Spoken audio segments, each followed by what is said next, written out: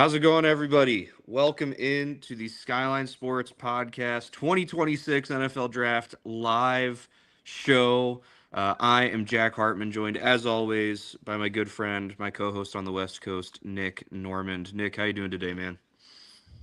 Doing great, Jack. It is draft day. We are stoked to be here, man, with our audience. Whoever shows up, we're just happy to be interacting with everybody, to be analyzing, breaking down, seeing what's happening as it's happening, man.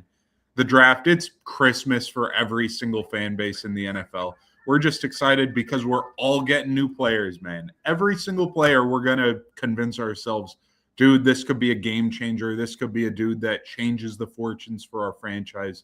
Like it just feels like the season of hope, a season where everybody's feeling good, where even if you don't feel good about a player or how your team operated, you can start convincing yourself, kind of being like, oh man, I wanted this other player, but now look at all the good plays that this player had in college, and I'm kind of seeing how he's going to fit in. And like you start convincing yourself because everybody's just excited, man. I'm stoked to be here with you. It's draft night. We're here. Yeah, it's gonna be a great time. We are just under or just over 10 minutes away from the Raiders being on the clock to make the most obvious selection that we will see tonight. But still, we're gonna have a great time. We're gonna be here all night, watching and walking all the way through it.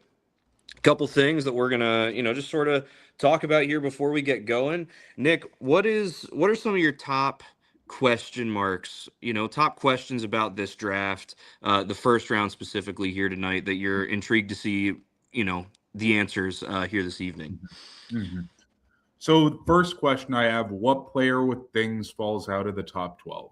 So that would be basically any player who has any sort of noticeable fault, whether that's like Ruben Bain with the arm length or the off-field stuff, somebody like a Jermod McCoy with injuries who people expect to fall, or players that play less valuable positions. So that would be like a Caleb Downs, a Jeremiah Love, who people are convinced are the best players in this draft because they look like it, but a safety or running back, like how far are they going to fall because of the positions they play? That's my first one. You want to go? Definitely. Or you want to do my three? Yeah. My next one, over under 4.5 wide receivers taken in round one. I struggle between making this 4.5 or 5.5. I think actually I want to make it 5.5. I think that we'll see 5, but will we see 6 is sort of the question. I think that'll really come down to who are the teams that trade back or trade up, from the second round into the first. If they see a receiver that they like and they really want to go get, I think everyone's sort of the unanimous consensus is that Tate, Lemon, and Tyson will be gone. But then you start asking the Omar Cooper Jr. question, the Denzel Boston question, the Casey Concepcion question, and so on. So I'm interested to see, will we, if we'll see 6 wide receivers taken. I think that's sort of the line is are we stopping at 5 or will we see a 6th? That's my first question. For sure. Next up, I have, does a team trade up for Ty Simpson in the first round? It feels like we're getting conflicting reports where some folks are saying, oh, yeah, Ty Simpson definitely going in the first round. And then we have some folks saying, oh, no, Ty Simpson, like, definitely not a first-round pick. Like, who's picking him? Where's the spot? Why would a team trade up for him in the first round? And it feels like the reports are conflicting. And to be honest, it feels like that's still not something that it's nailed down. It feels like a team like the Cardinals has been the most heavily linked, but then you get a team like the Rams, who then they got linked to him late in this process because they've done a lot of their homework on Ty Simpson and on this quarterback class. And so where does he go? Does he go round one? If he does go round one, we're assuming it's because of a trade up, but what happens with Ty Simpson? Yeah, I think that's a good one. I think we could see all sorts of things. I think we could see him getting taken earlier than everyone thinks. I think we could see him falling. I think we could see teams trading up or trading back because it doesn't make sense for a team to take him in the top 10, but makes sense to take him between 15 to 20. I think all of the options are still on the table with Ty Simpson. My next one, Will we see any starting caliber players traded tonight?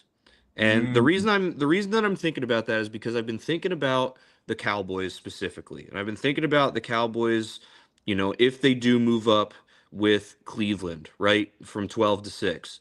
And I think if they did that, Cleveland would be like, okay, we'll take pick 12 and pick 20.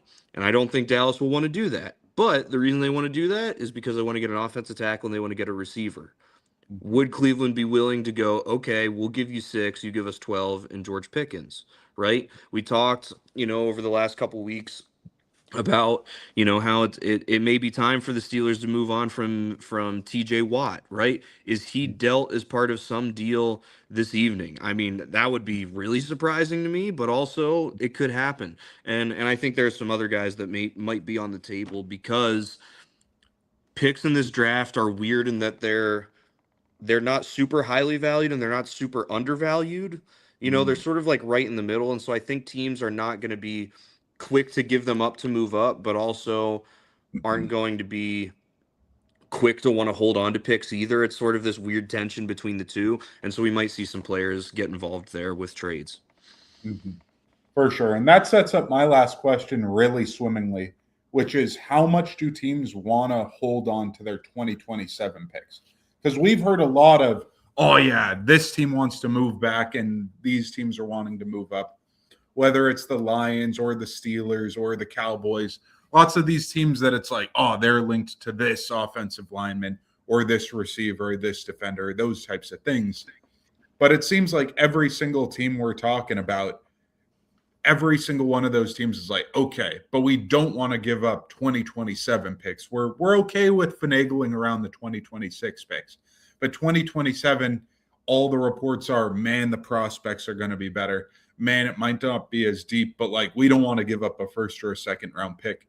So with all these trades we think could happen in the top 10 specifically and then into the later first round, are we talking about teams being able to move up without moving 2027 picks, or does that kind of hinder the number of trades that we're going to get here?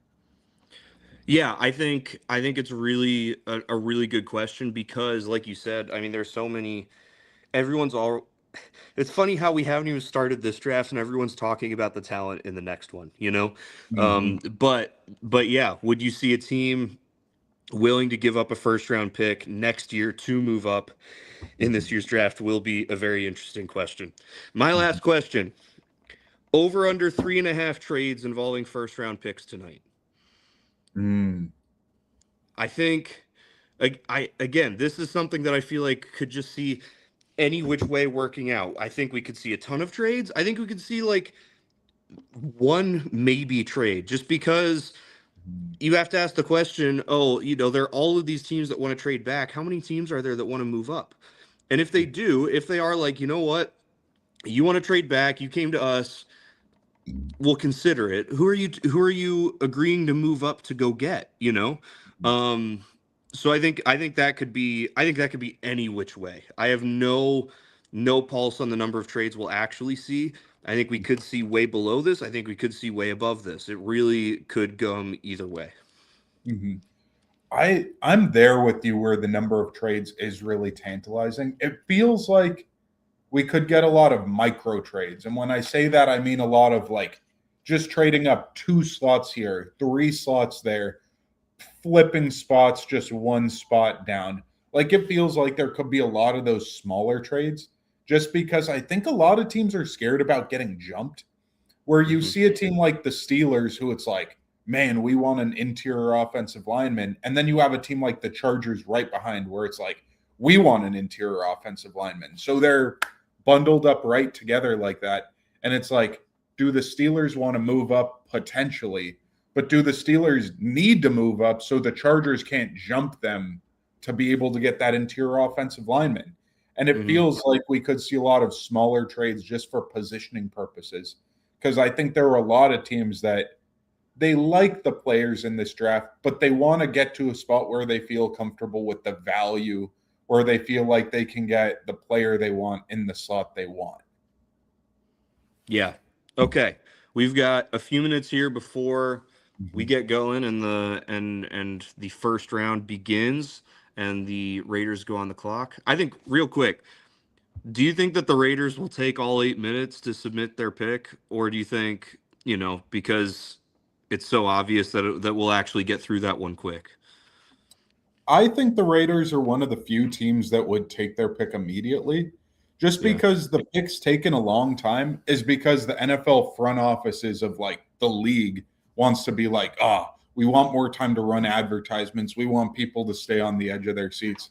But the Raiders, it's like it's Tom Brady, it's Al Davis's kid. I'm blanking on the younger Davis.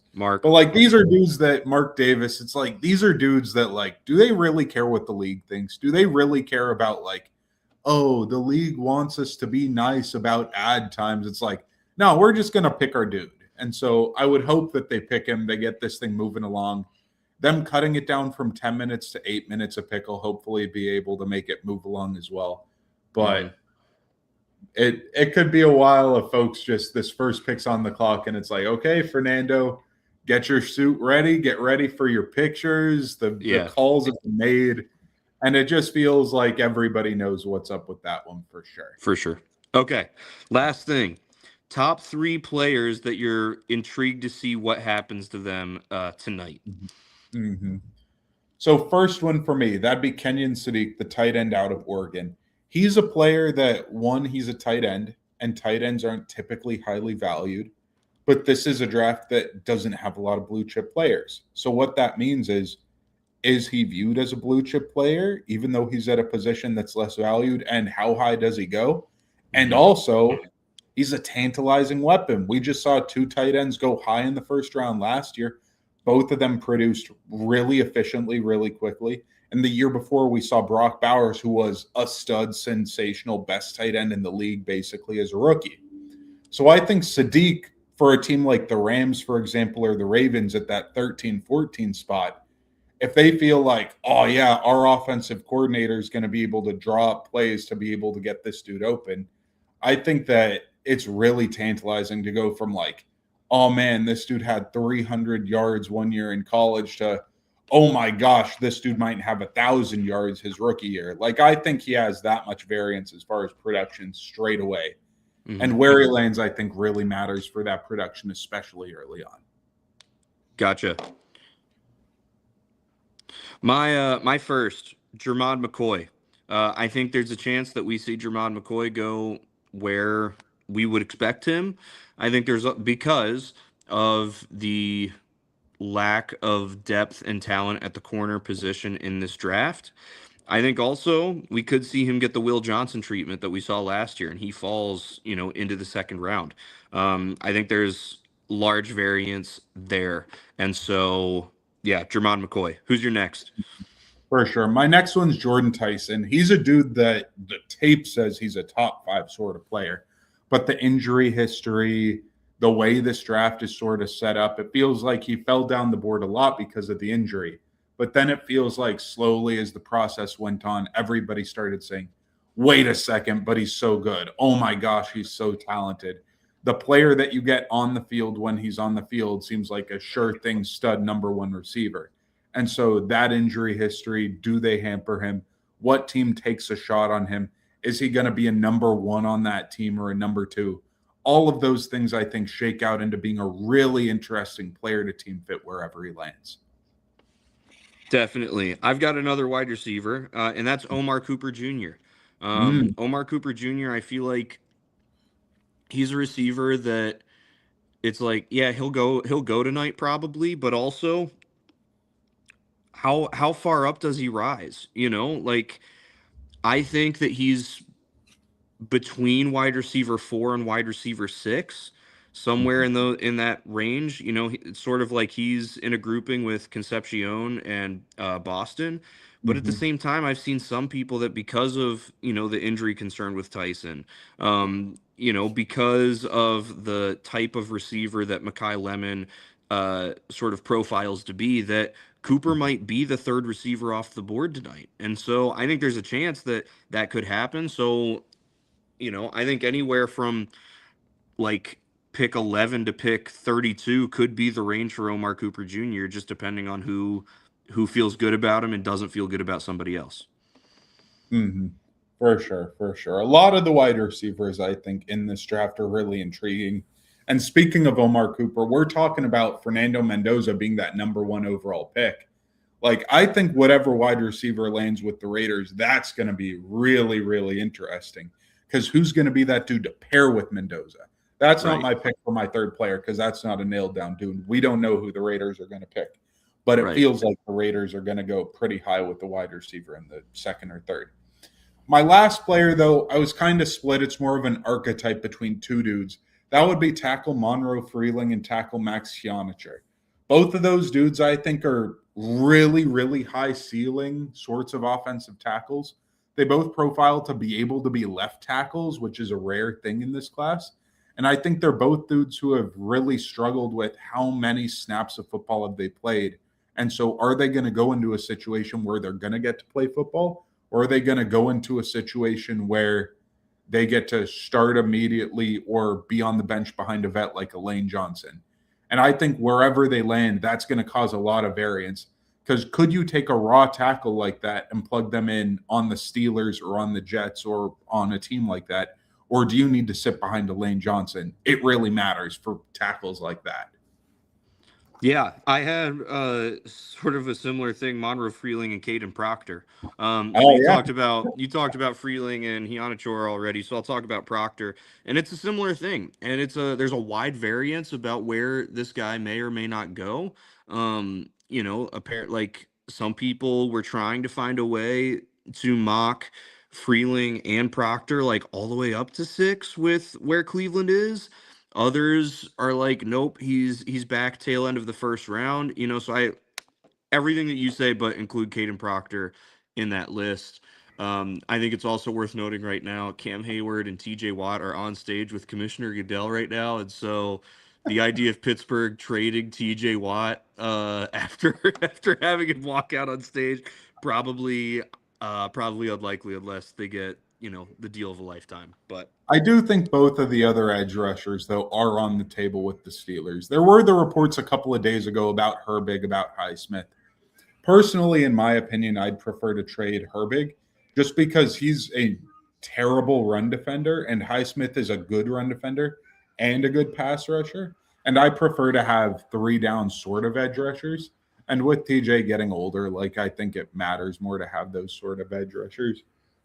But man, yeah, the look of it, I don't think they're trading TJ Watt. That's a good yes. But I think it's on the table that we see a trade for one of those edges. I think it will probably be for a 2027 pick, though, just solely because like the Steelers have so many picks in this draft mhm. and like they don't need more. We have 3 third-round picks, first, second-round pick, 2 fourth-round picks. Like it's just a lot of picks that I think it's likely we move up just because we don't have room for that many rookies at this point. Yeah. Yeah, and who knows? Trade deadline next year might be the time as Mm-hmm. well. So, all Mm-hmm. right. Well, hey, that is our little preview here before we get There's started. 7. There's my There's Ben dude, Ben Roethlisberger. Roethlisberger. They're bringing up all the fanfare, to start this Yeah. thing. There's Terry Bradshaw. I wonder if we'll see Jerome Bettis come out here too. Mm-hmm. I don't know if you've seen the clip, but there's a clip from when Terry Bradshaw and his daughters went on and his wife went on Family Feud. Yeah. And it's a pretty legendary clip because he has 3 daughters that all are very pretty, all bright blonde hair. And like their husbands and one of their boyfriends was there too. And it was like, oh, look at dad being protective of their daughters and poking at the boyfriend. The And I'm boyfriend. just Yeah. thinking to myself, like, there's nothing in the like subtitles of this about it being Terry Bradshaw. I was like, look at that protective dad.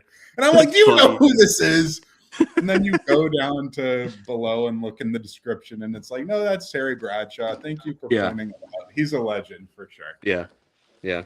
All right. Well, hey, I'm gonna go grab food here right behind Yep. me, and Las Vegas is now on the clock, so we're in it, Yep. baby. Yep. New 8-minute timer. All the Steelers legends are out. Raiders finally get to pick their dude. We all know who it's going to be.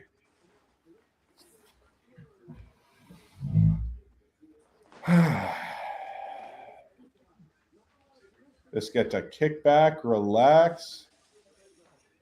Tell you what, Bradshaw and Goodell just got awfully close to one another walking off the stage. Oh my gosh.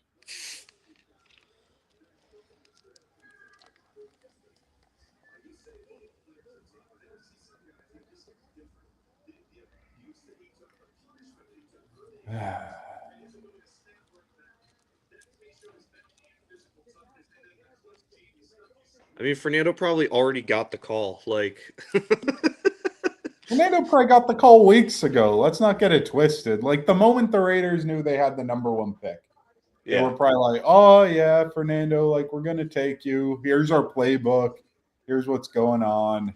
yeah, but I mean, of course, they're still going to call, for the because I mean Yeah, that is part of it. yeah, You shouldn't rob the guy that's so good. He's the obvious number one pick of having the moment of getting the phone call and everything. yeah, So. for sure.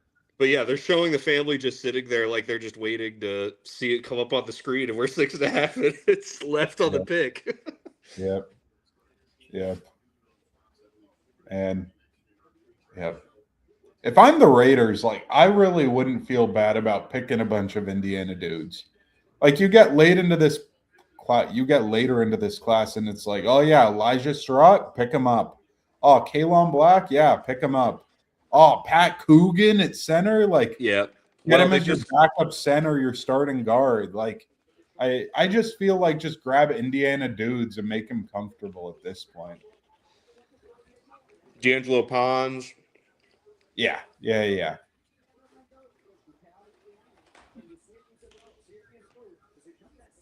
Roman Hemby, like I just think they're a bunch of dudes. It's like just pick them, put them around Fernando, make him comfortable, Yep. fix up that offensive line. That's why I think you overpay Linderbaum, man, because you know we're drafting our quarterback. We need a dude to be the communicator, the leader along with him. Definitely. And then you got Kirk Cousins, and I kind of love that as like a Spider-Man meme. Both of them, same sort of dude. I do too. And I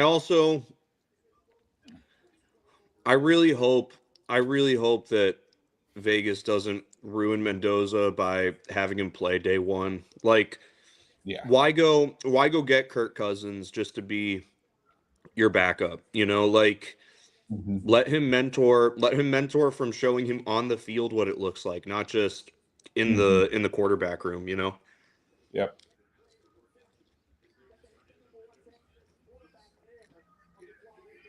Yeah. All right, so they've clearly made their pick. Yep.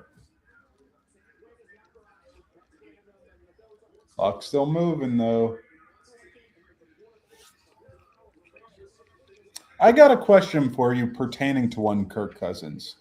If you're the Raiders and you could guarantee that right now Fernando has roughly Kirk Cousins' sort of career, as far as like number of Pro Bowls, passing yards per season, touchdowns per season ish, like would you take that?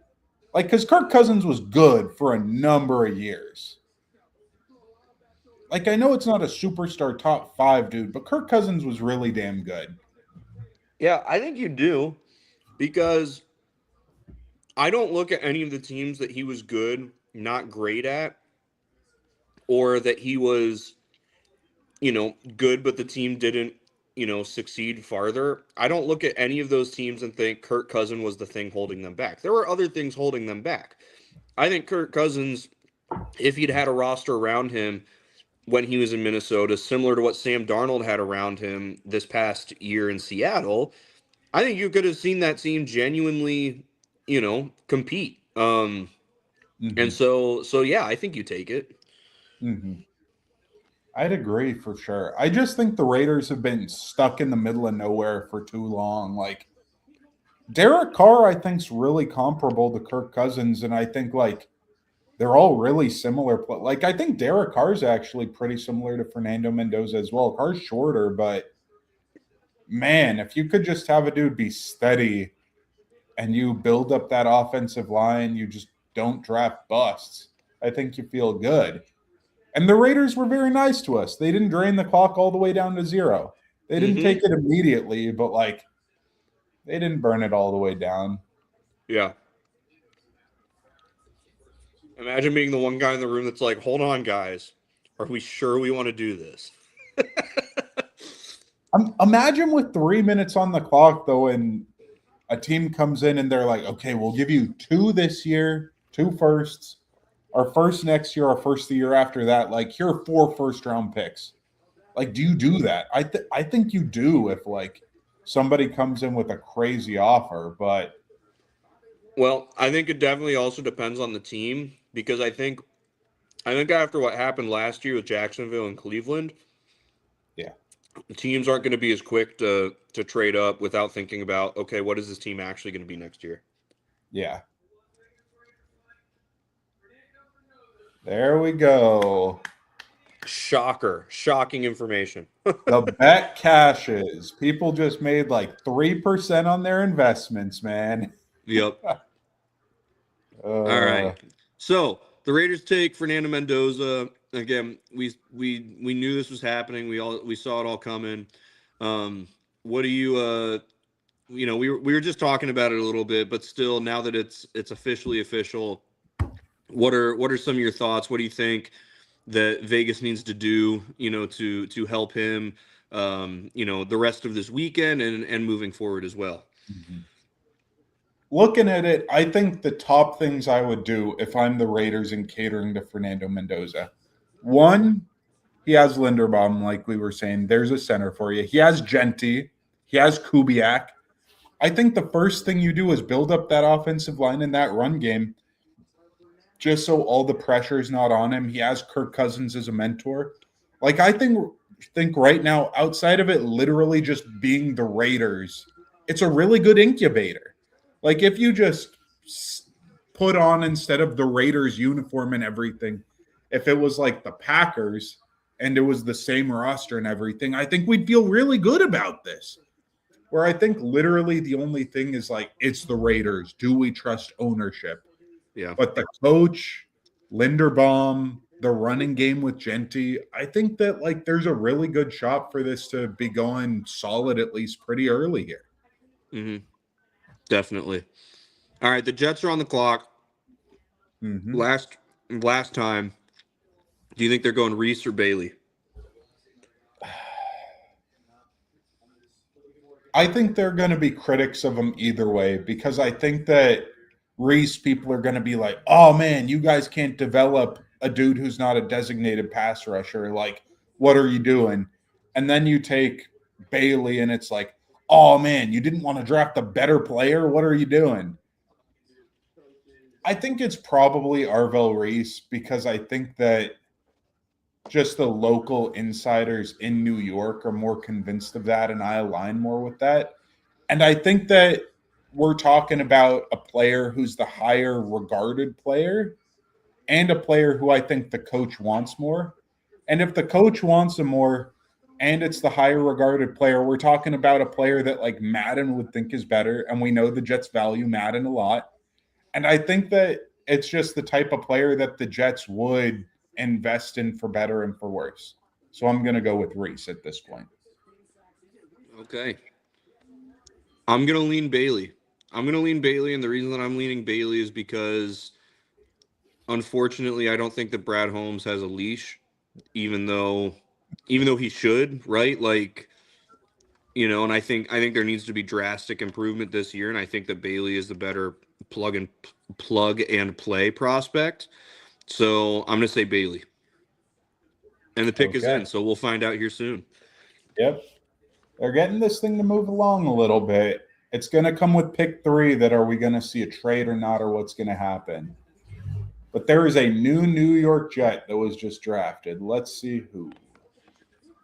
I didn't realize there were 1, 2, 3, 4, 5, 6. There's 6 teams in this draft with 2 first-round picks. Yeah. That's crazy.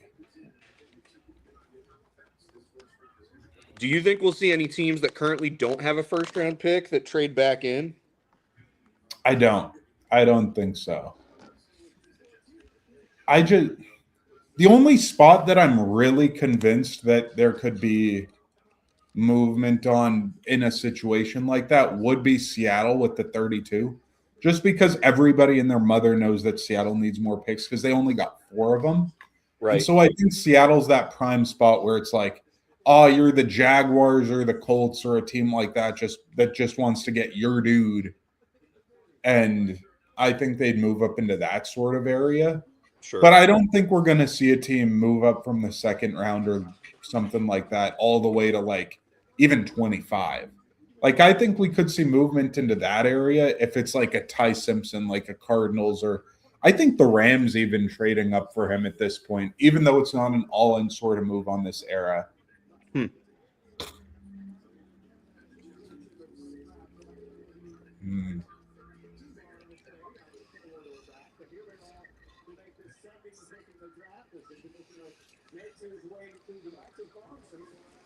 Okay.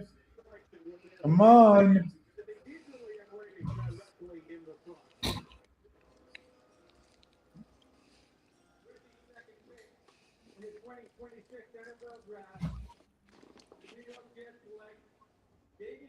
Got Oh, you're it. right. I shouldn't have doubted my gut. Days ago, I was like, man, David Bailey, they literally canceled their 30 visit with him. They literally did. Yep. And I said, the Jets are too dumb. They're the only team that would set a smoke screen when there's no need. And then I went back on it.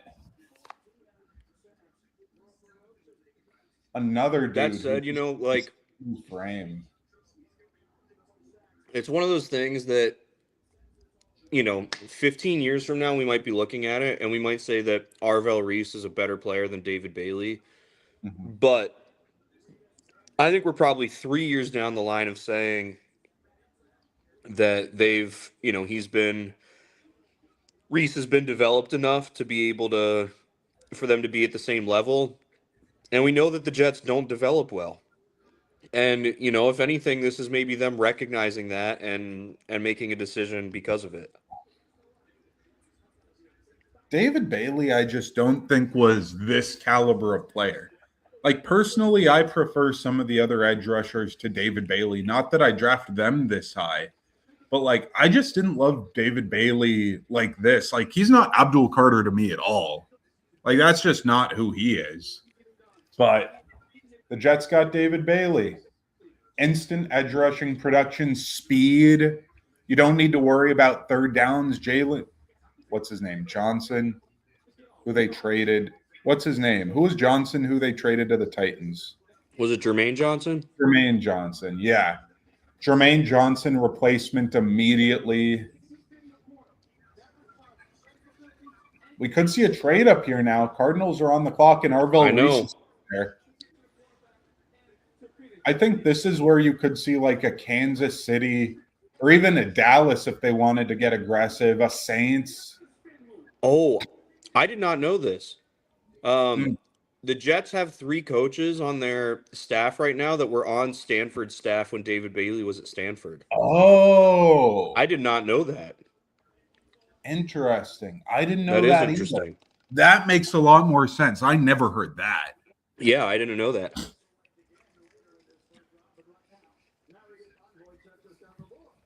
Wow. Man, this is what I mean, though, when I'm like, either way, whoever they pick between Arvell Reese or David Bailey, like everybody's going to be like, what are you doing? Mm-hmm. And it's like, these are the only 2 dudes they're going to pick. Like, it's one of those 2. Like, to Yeah. be honest, I feel like the only way that they could have gotten out of this without the criticism would have been if they like traded out. Like, Yeah. I Well, think that no, would have even then been people would have been like, well, it would have had to have been a good enough package. right, right. It's not switching to the Cardinals logo yet, making me think like, is there a trade? Is there something going on? Dang, having him sign his first card already? Get that thing graded. Get a PSA 10 on that. Yeah. Even pre-rookie card. Draft night card. Uh-huh.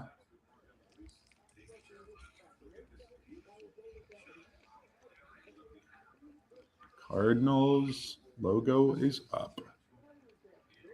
And their clock's going down quick. Looks Mm-hmm. like Cardinals drafted somebody. Who do we think? Who are you? They're drafting quick. Do we think Arvell Reese falling right into their lap, or like this could be Love? I think it's likely Love actually. If it's Love, it's a terrible pick. If But it's just Love, it's a terrible pick. like Jeremiah Love is fantastic. Don't get me wrong, Yes. but look at what Arizona has. You know, like, and This that's is not the thing that you need. yeah.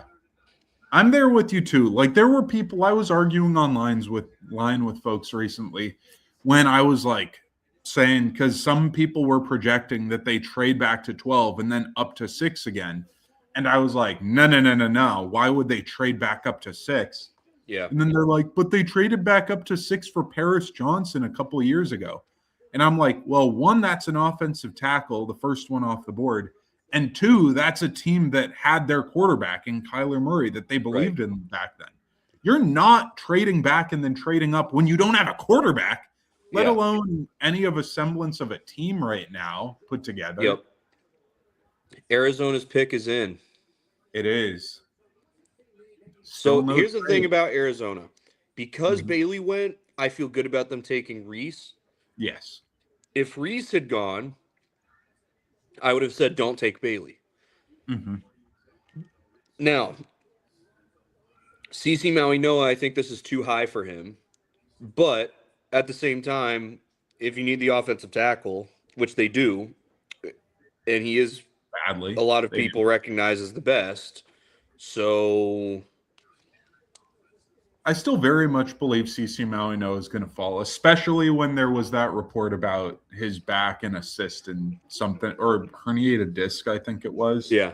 That just came out this week. And here he comes. That opens up, though. Like, nobody's been projecting the Titans to trade. But either way, if Arvell Reese is on the board at 4, I think that will be a prime spot to trade up with to get in front of the Giants, who I think can take him.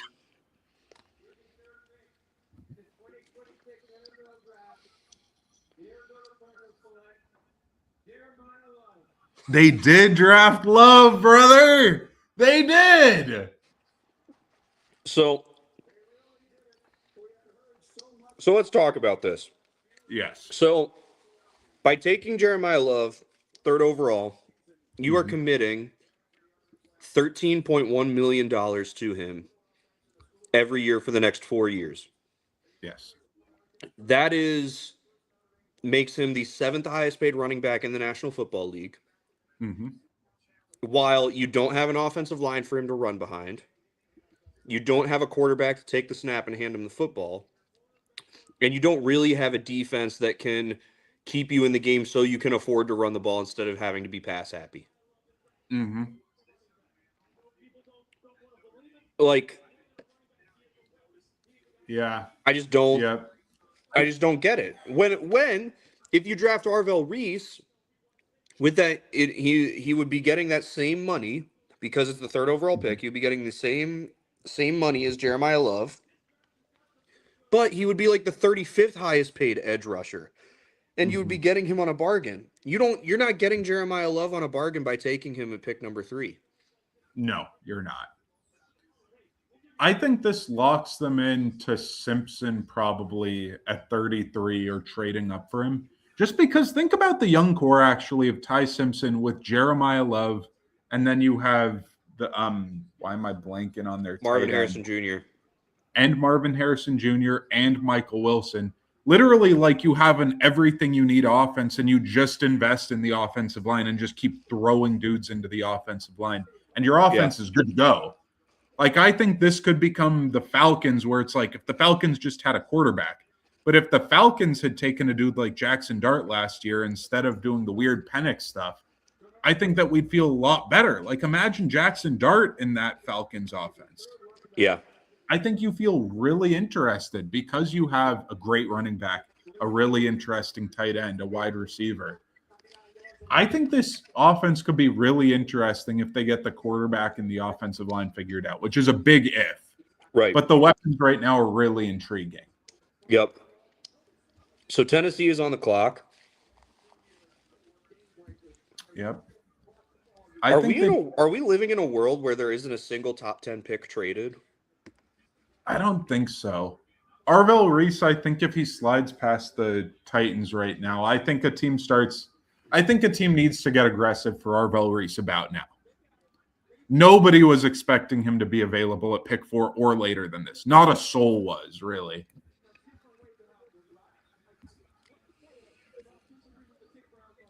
I'm going to grab some water. Yep. If I'm the Giants and Tennessee takes Reese, I'm taking Styles. If Tennessee takes Styles, I'm taking Reese. Mm-hmm. I'm taking Reese. I'm admitting that, the Kayvon Thibodeau thing wasn't fantastic. Let him leave and go from there. Titans pick is in, so they are making the selection. Okay. I have heard some reports this week that they like Carnell Tate, which we did say that they need to get a better wide receiver room. Mm-hmm.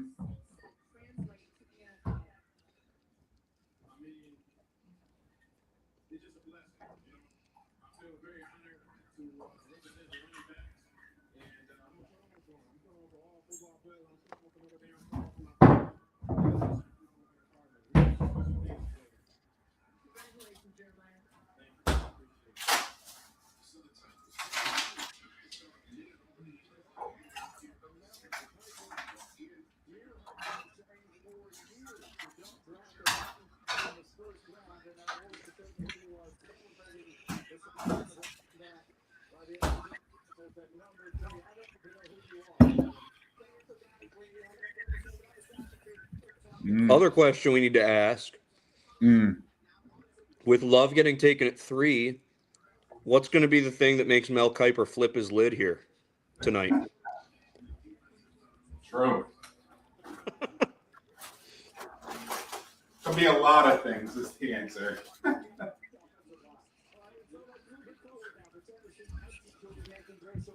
If you're the Titans front office, do you think you're more excited that the Cardinals didn't draft Reese, or do you think you're more mad that they did draft Love? I think you're more excited that they didn't draft Reese.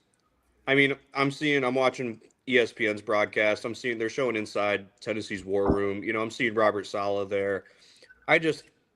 The idea of them taking a running back at pick number 4 with the state of their team right now and with him as the head coach just seems really off to me. That means likely as well that the Giants could have a pick of all the Ohio State dudes potentially, or a number of them, with with Styles and with Downs.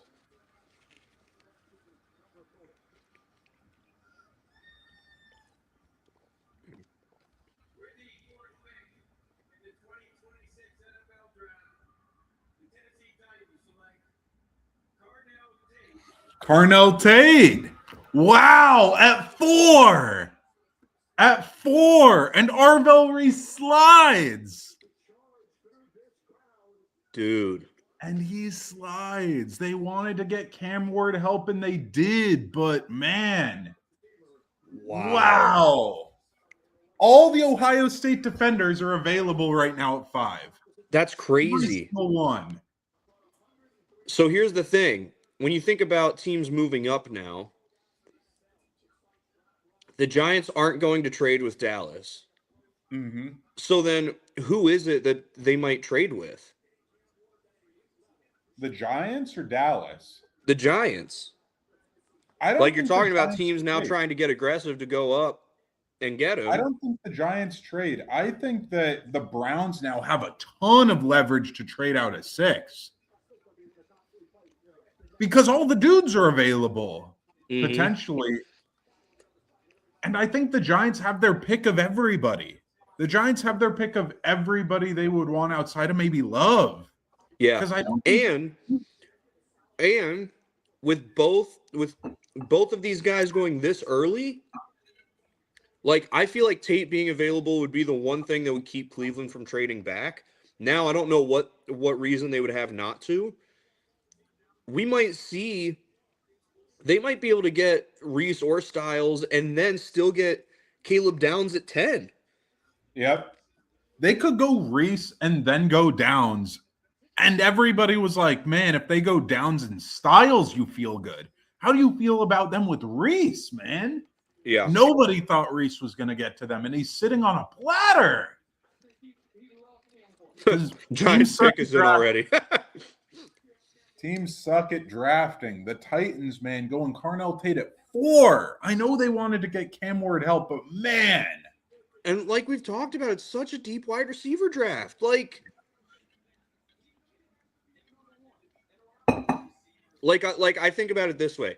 The difference between Carnell Tate to Denzel Boston is not as big as the difference from Arvell Reese to TJ Parker.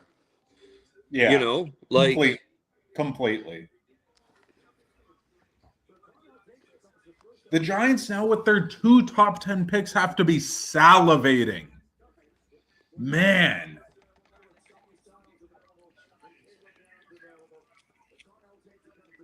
And CC Malinois continuing to slide a little bit here. Mm-hmm. People thought maybe he could go 3, maybe 4. It might be a little early, but all the Here's offense. another thing. Do we live in a world where the Giants trade up from 10 to 6 with Cleveland to keep the Cowboys from getting in front of them so they can get their 2 guys? I think you could. And I don't think it's even that steep of a price going 10 to 6. And I don't think it's a bad idea either. No.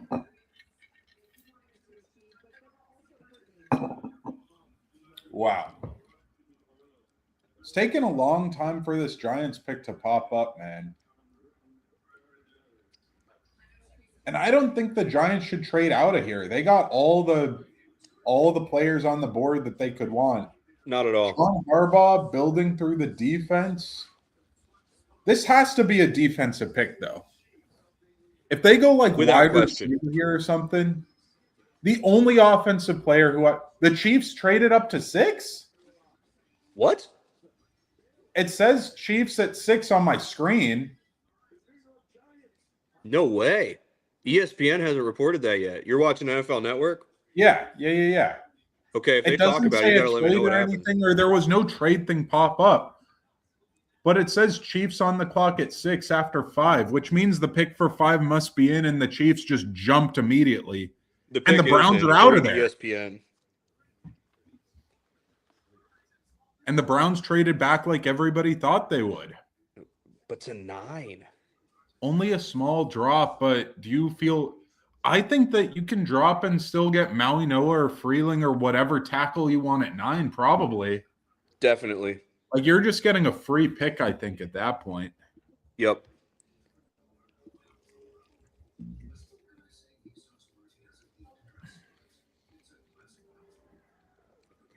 I'd be interested what the package is for Kansas City.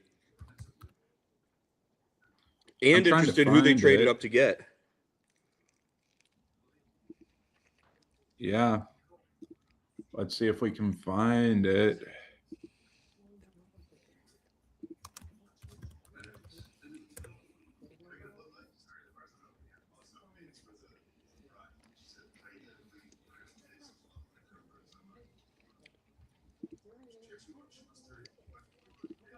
All right, so our over-under of 5.5 wide receivers, we're at 1 right now.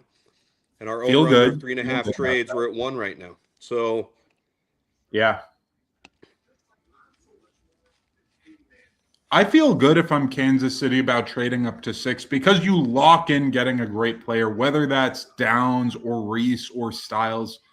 Like, I think that locks in an awesome Ohio State player to them. But what if they did it to get Tyson? What if there's something there here? No, Tyson, I don't think Tyson you trade up for. I think Tyson you sit and feel great picking at 9. Unless you're really concerned about Washington. True. And Unless you're Washington concerned needs a about wide receiver. Washington because unless you're Or concerned New about Orleans. Washington because Tate and Love are gone already. Yeah. Reese is sitting here, man. The pick's been made at 5, but it's still not announced. When I was trying to find the trade for Kansas City, I saw that it showed the pick for 5, but I didn't look at what the pick was. I just saw Ohio State, and I'm like, I know it's Ohio State, but which one? Yeah, obviously. And so I'm like, let me just glance away and not see what the heck happened. I assume Reese, but man. But the devil's advocate here for why not is you do have a loaded edge room right now. Right. And you do have a hole at middle linebacker. Right. And safety. Right. All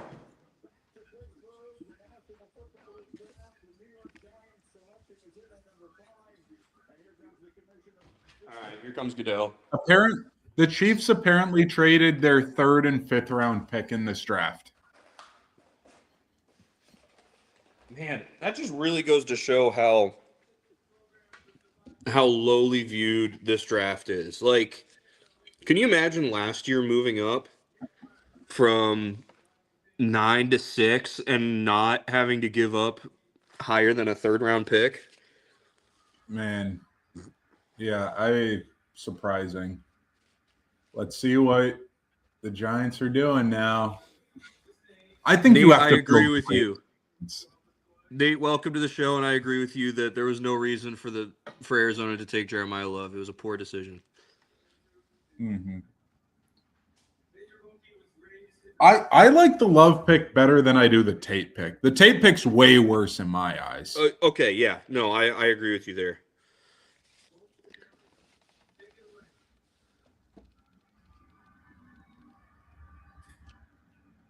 The great thing is, like you were saying, though,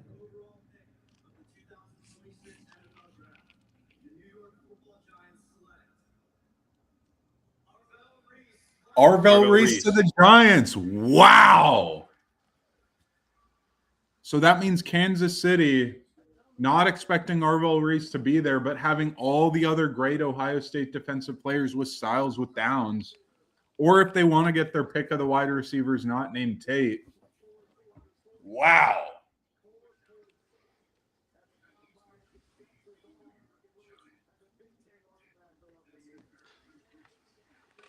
The Tate pick was building a young wide receiver core. Ridley is 30. Totally fair. Totally true. Ridley is 30. That wide receiver core is horrendous. The only one worse in the NFL right now, tonight, is Miami. Dolphins are so bad. Yeah. But that said, like, there's so much depth at wide receiver in this draft as opposed to other positions that are important for them that I don't know. All right. So Kansas City has this pick. ESPN hasn't changed the graphic yet, but Schefter did report that it happened. I think that it's either going to be Downs or maybe even, like you were saying, with Jordan Tyson, maybe. But I don't think it's the linebacker. I don't think it's Styles.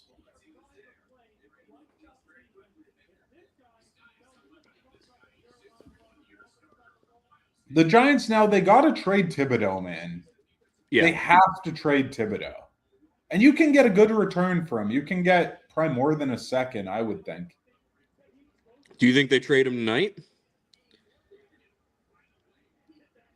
Maybe when the pick's on the clock tomorrow. But I think you got to trade Thibodeau just with the way this draft broke.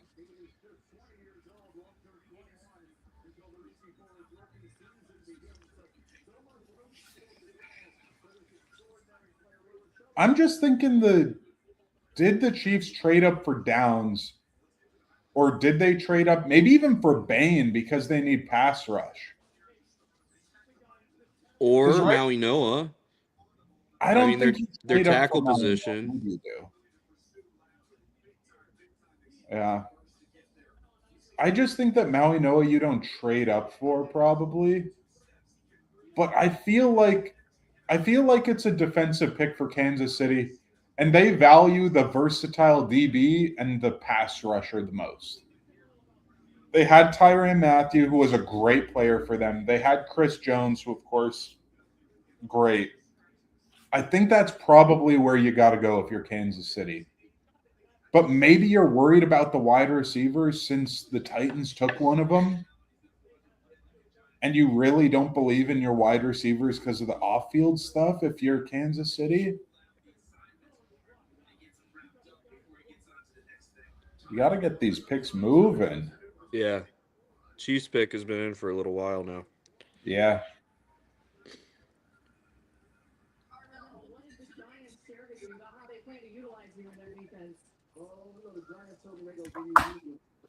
Your audio is coming through a little bit now, Jack, from the TV.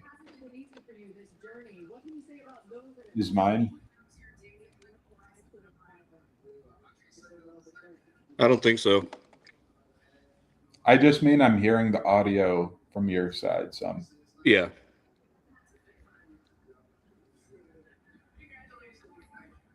Who did Kansas City trade up for?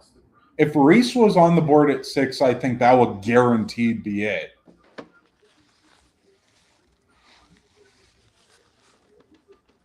Kansas City, man, with the top 6 pick. All right, Nick, while we're waiting here, Nate asked who we want our teams to pick. So, what Mhm. is your best case scenario for your Pittsburgh Steelers here tonight? Best case scenario, I think, for my Pittsburgh Steelers, repping obviously the 7, the Big Ben. I'd prefer Vega Ioane. I think I think you'll probably have to trade up for him. But I think best case scenario, it's likely either a trade up for Ioane or even a trade up for Maui Noah. Because I think either of those dudes, you probably have to trade up to Tampa Bay at 15. Or maybe even best case scenario will be if Downs drops all the way to like 11 and you trade up with Miami. I'd trade up for Downs at 11. Okay. I'm thinking if I'm Detroit, I want them to find a way to move back a little bit if that's possible. Yeah. Oh, hold on. Delane is who they Whoa. trade up for. I did not see that coming. Trading up for the corner. Who do you think they felt like they had to be aggressive to get ahead of so that they could get him? I think the Saints. Because the Saints, their corner core is dreadful, and the Saints love their LSU players because it's obviously Louisiana. I think Yeah. maybe you're trying to jump the Saints. It could obviously be a jump of Washington because Washington's defense is dreadful as well. But my goodness, trading up for Delane. Yeah. Nate's saying This that trades. Nate's saying that he thought his Saints would take him. So, Yeah. Yep. okay, Yep. Washington, their pick is in. So, They were on while the we're waiting same on page. that, Yeah. while we're waiting on that, what I want to see the Lions do is I want to see them get Miller out of Clemson, move back a little bit, get Miller out of Clemson, and then also find a way for tomorrow night to move up a little bit so that they can get Cisse out of Mhm. South Carolina. That would be That if would be if good. both of those things could happen. I don't care what else they do. I'd be happy. Mhm. Do you feel that Miller is their type of offensive tackle because he's so much older and more developed at this point? Or do you feel like they'd go for a really high ceiling sort of dude, like a Yonicher or a Freeling? I If they went with Freeling, I wouldn't be mad about it, right? Like I'd be like, cool, I understand it, but Man. I because of how great they were when their offensive line was good and because of how poor they were last year when their offensive line was bad, I don't want a developmental project, Mhm. like But again, I couldn't fault them if that's what they did either, you know? Yeah. Yeah. I think Delane's got to be stoked because one, I think that Kansas City was a team that obviously liked him. And two, you're going to Kansas City, period. But three, you're also getting paid more because it's a higher draft slot For because sure. they had to go up and get you. But you got to Yeah. feel great if you're Mansour Delane. But So that here's means these the Ohio State dudes keep moving down. Sony Styles and Downs, man. yeah. Available at seven. I think you got to go Downs here if you're Washington. Yep. Even though it's not a premier spot, I think you have to. Yep. Which again, Maui Noah here dropping down. I think tackles very much live for number 9. Maybe So there Tyson. I think Tyson at 9 as well. yeah. So there's a couple things that I think are now in play.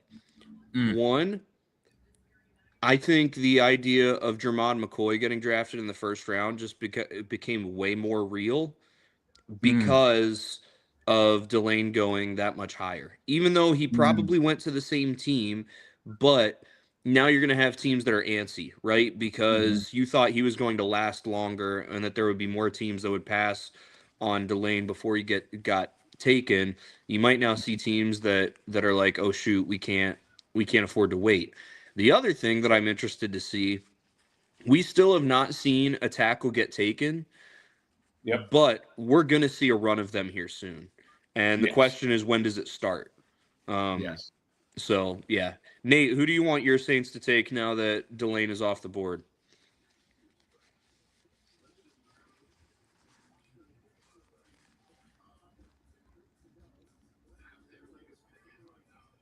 You think they go O line though with how good they've drafted offensive line?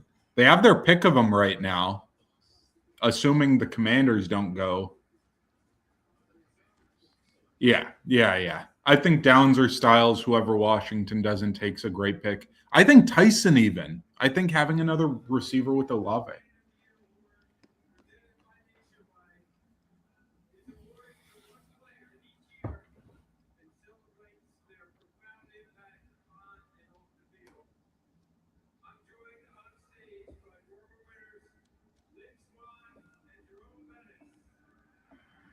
Two Steelers announcing a Commanders pick is a choice. Well, are they there for the Walter Payton Man of the Year award? Is that why they're. I guess.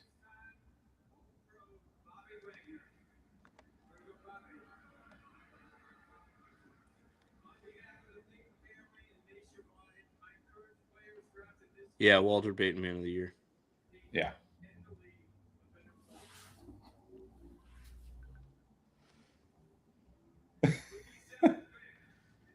Okay, let's see.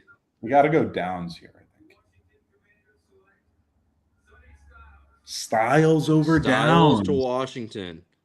Yep. Okay. You know what? I don't mind this pick, right? What No. was it that we've been saying about Washington for the last few years? They've got guys that if it was 10 years ago, it would be one of the most insane rosters in the NFL. Yeah. But it's They're not. old. One of those Yes. guys is Bobby Wagner, right? So Yes. you get the young protege to play next to him for 1 year, then you say thank you and goodbye to Bobby Wagner, and you've got your dude to be the general on the defensive side of the football. And I remember a couple weeks ago we were talking. Um, Washington's just really was in a place that it was like, listen, there are a ton of guys that you're just going to basically be like, all right, whatever's left is what we want. And Sonny Styles seemed to be the guy that was left. So Yep. And Washington runs the old Seattle Seahawks scheme that Bobby Wagner obviously was a key piece in. And part of the mhm. way that defense works is having a big, rangy middle linebacker. Sony Yep, Styles is going to fit into that perfectly, like a glove. But it also requires some hitting safeties. And Downs, I think, would have been a great hitting safety for them that can do everything. it's true. And so I think now Downs here to the Saints or even, man, I don't know. Nate, if they went O line, which O lineman do you think they would take? Would it be CC Maui Noah?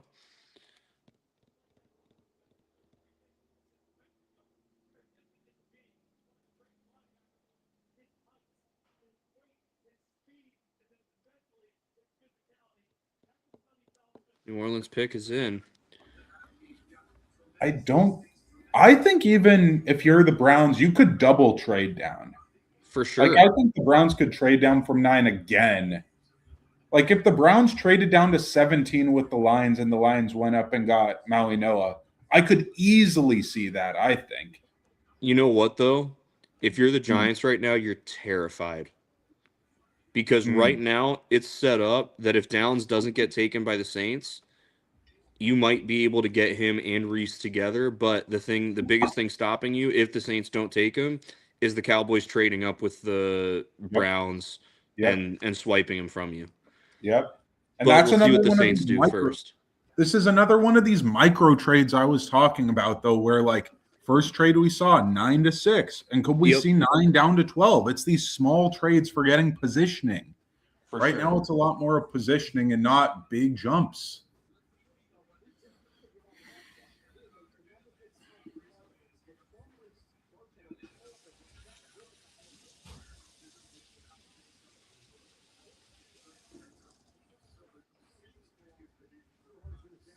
Oop.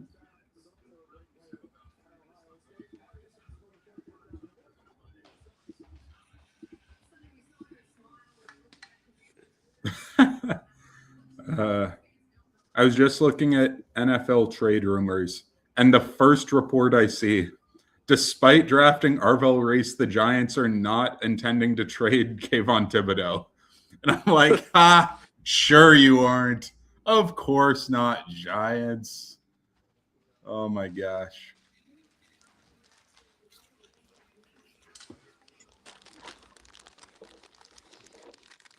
Hey, I'm really appreciating 8-minute pick clocks because we're about to be a quarter of the way through the first round in only an hour. So, Yep. And still no offensive linemen. right. Still no O linemen. And we're at pick 8 right now. But I'm telling you, once it starts, it's going to be like wildfire. I think we're going to see runs on positions like you're saying. Like, I think O line, it's going to go 1, 2, 3 of them in a row. Something Hmm. crazy.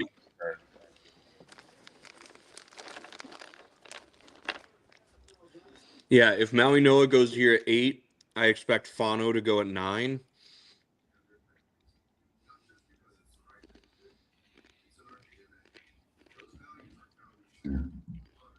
If it isn't Maui Noah at 8, then maybe Cleveland moves back again.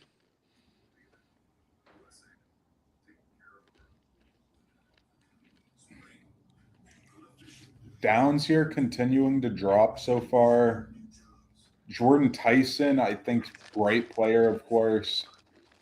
The O lineman, I think if one of the great O linemen can fall to like 15, my Steelers need to trade up. They got the picks. I feel so confidently about trading up with Tampa Bay specifically, man.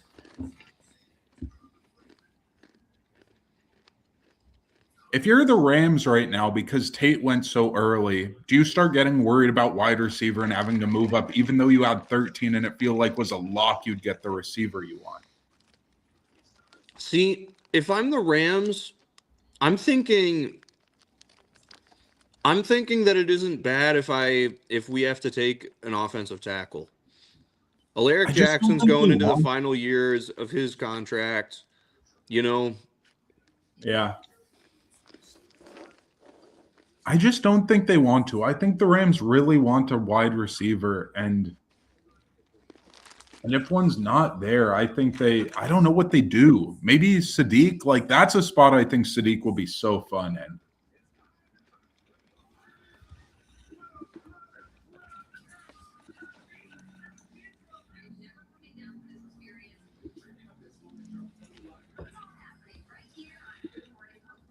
all right. Of course, right now we've got a long Schultz. ad break at the top of the hour here.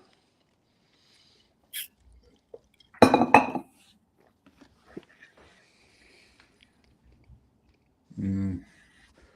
All right, through 7 picks, what's been the most surprising thing to you? Through 7 picks, I think it would have to be Arvell Reese falling to 5. One being picked at 5, but 2 falling to 5. I basically saw no mock drafts with Reese falling to 5. It was a lot of, okay, somebody trades up to 3 and takes him. He goes within the top 3.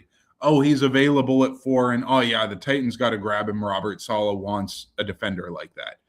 But him falling to 5 and then getting picked with that core of ends is crazy to me. Yeah.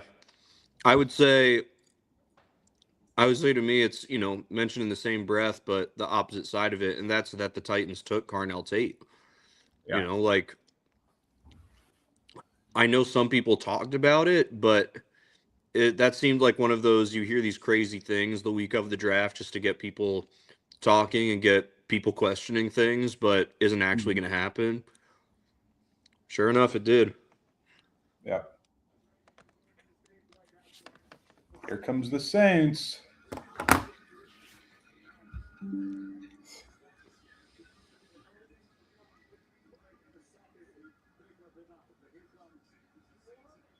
Every time I see the commissioner, I just have the urge to boo from deep in my soul.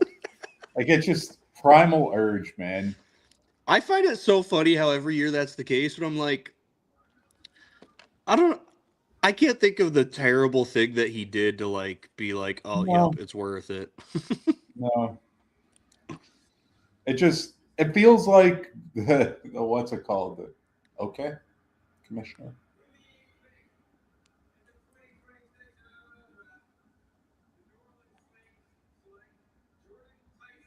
Man, Tyson going in the top 10. Okay. Love me some Jordan Tyson, man. You know what? I feel like over 5.5 receivers in round 1 is a lock. Yep. The Rams the Rams have to start getting antsy. The Cowboys got to feel a little better. Downs is still available here at 9. I think if you're the Cowboys, like, you do one of these small trades, trade a third up here to get him.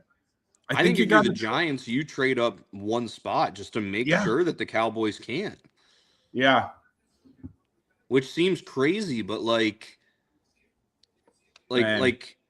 love this pick though for the Saints. I love Tyson. Nope, the Browns are making the pick, and the pick is already in. Got to be offensive. This is Maui Noah. Got to be offensive tackle. I think they could even go one of the left tackles. I think they could go Freeling here. I think they should go Maui Noah, but I think they could go like a Freeling. And this is the range that I felt like it was the right place to go with Maui Noah if that's what happens. Nate says great pick. Yeah, Nick, what do you think about the Saints taking Tyson? I'm all for a fun offense, man. You got Travis Etienne, or formerly Travis Etienne. He changed his name. But you have Etienne. You have a really good offensive line. You have Olave. You still have Alvin Kamara, even though he's older. You have Tyler Shuck. Now you have Jordan Tyson. Like, this is a fun offense immediately. Yeah. It was a fun offense last year, but now you have that complementary weapon to Olave. You have a dude who can get open short, intermediate, long. I think it just raises the ceiling for a passing attack that I think is going to be deadly. Mm-hmm.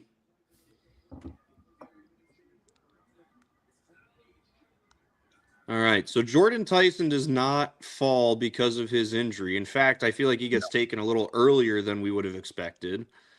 Man. So, will the league feel the same way about Jermod McCoy then? Mm-hmm. And now you have Downs, you have Maui Noah. Those are two of the big names here still on the board. I think we're going to see Maui Noah go 11 to Miami. Yeah.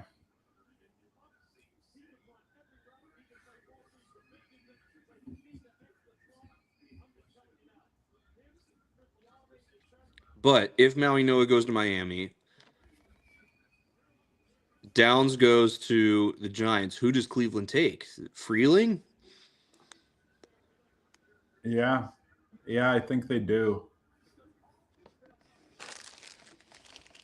I think if Downs gets to 11, you have to be in a bidding war if your team's going up for Downs at 11, even though it's a safety.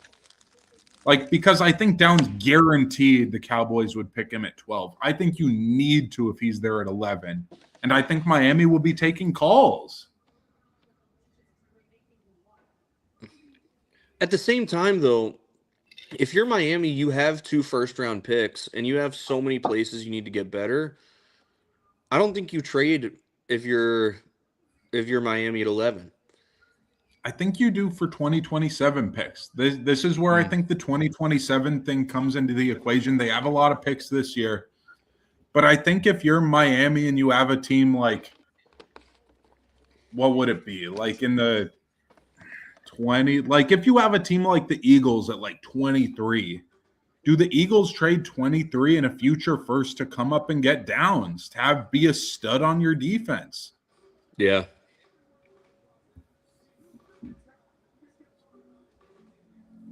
The Steelers just booing the Browns logo being up on their damn screen. Yeah. Everybody knew that the Browns were trading back. They made their little trade. They got some extra picks. Yep. I did not see it. I did not see it being KC though. I thought it would be Dallas. Mm-hmm. I think with 2 wide receivers on the board, it has to be a tackle. But is it Maui Noah or is it Freeling? Because I think if it's Maui Noah, Freeling could drop to the 20s. Yep. But if it's Freeling, I think Maui Noah gets picked earlier. Yep. I also think with Tate and Tyson off the board, as well as Delane off the board, I think we're going to see offensive tackle from Cleveland. Could they go Proctor as well, just to get it out? Downs from the Giants, offensive tackle from Miami. They go Fano. Oh. Okay. I don't hate it. Good player. Yeah. But shorter arms. Could be a guard at the next level. He could be anything. That's the reason to take him. He could be anything, and I like it. So okay, Giants are going to take Downs. Though continues to fall. The pick is already in. He's going to take Downs. Miami's going to take Maui Noah. What then does that leave for Dallas at 12? What does Dallas do at 12? I think this is where you could get one of the weird edge rushers like a Keldrick Falker or something weird. I think Dallas could go with the really athletic defender there. Fano, though, at 9. When Maui Noah's there. I don't know why you go Fano over Maui Noah, to be honest. I think you do it because I think you do it because you trust his versatility versus this assumption of versatility from Maui Noah. Like, Fano can play tackle, he can play guard, he can snap and play center. Yeah. With Maui Noah, it's like, well, if it doesn't work at tackle, we'll just move him to guard. But you don't know that it works if you move him to guard. Mm-hmm. Giants now here, I think they could actually go Maui Noah instead of Downs, and Downs drops to 11. I think it should be Downs, but it could be Maui Noah here. Thank you, Spencer Fano, for being at home instead of here so that we could get to this pick quicker.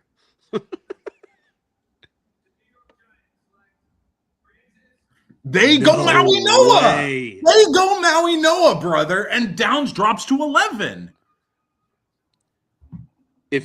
Okay, I'm going to be honest. If Dallas is able to get Caleb Downs without having to move it all, you're going to be sick if you're the Giants. Man, I think you need an arms race now trading up to 11 to get Downs. I want my Steelers to trade up right now. I'd trade a second and a third right now to go get Downs. And if you did, that would fit the bill of That's what I was going to say. I think the Steelers have to do this draft. A legendary sort of Steelers defender that you can't get at 21 here. You can get at 11. Downs is here. You know, as much as we wanted it to be both the Ohio State guys together, the Giants need to be able to keep Jackson Dart upright. and Mhm. they don't have an offensive line that can do that right now. Maui Noah is Miami a trades really to good trade. Dallas. Oh, Dallas traded up one. Did they? Yep.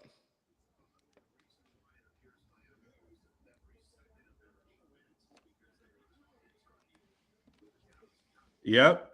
Yep. And Dallas should have done this. Like you're saying, Downs locked in, falling to 11. Wow. Great, great selection by Dallas trading up, though, if it is Downs like everybody thinks it is. That's Could you imagine if they did amazing. it to take Keldrick Falk? They trade up and it's like Vega Ioane. But Oh his my name's not. gosh. They didn't move from 12 to 11. They moved from 20 to 11. No, no, they just updated it. They moved from 12 to 11. I Okay. was going to say, Jack. Well, I'm looking at it and it said that Dallas had the 12th pick still. So, Oh my gosh. Maui Noah, great selection for the G men. And now Downs drop it. Man, I think teams should have been jumping over themselves to get Downs at 11. And I think Dallas made the right play. I just don't get why Miami would trade down one slot and not just take Downs themselves, to be honest. Like if you're getting a fourth round pick, that I don't care about a fourth if I'm not getting Downs. is If that what I'm they got? Miami, Did you see? no, I'm assuming you're not getting a third going down one pick. And this is another one of these small micro trades I was talking about. Down one pick here for Trade number positioning. 2. We're at Yep. 2 right now.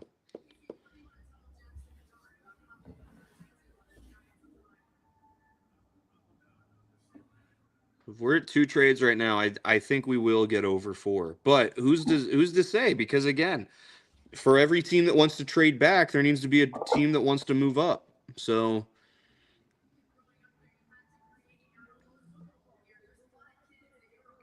this has to be Downs. This has to be There's no Downs. shot it's anyone else. Well, but at the same time, the way Jerry Jones is so infatuated by offensive guys, like I could see him messing this up and taking like Kenyon Sadiq. Like No.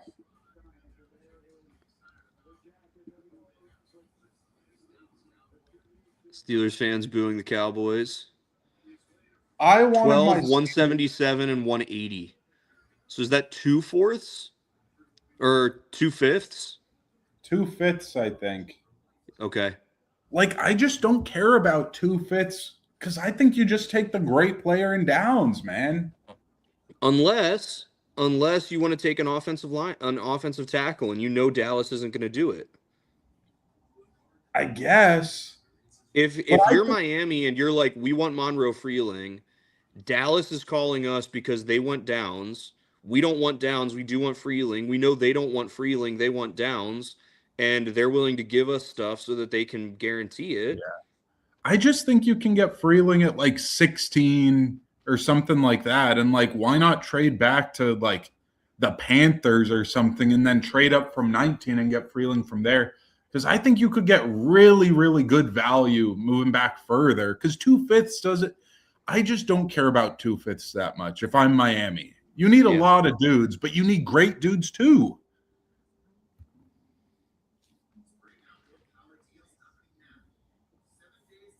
Nate said, "What if Dallas got Lemon?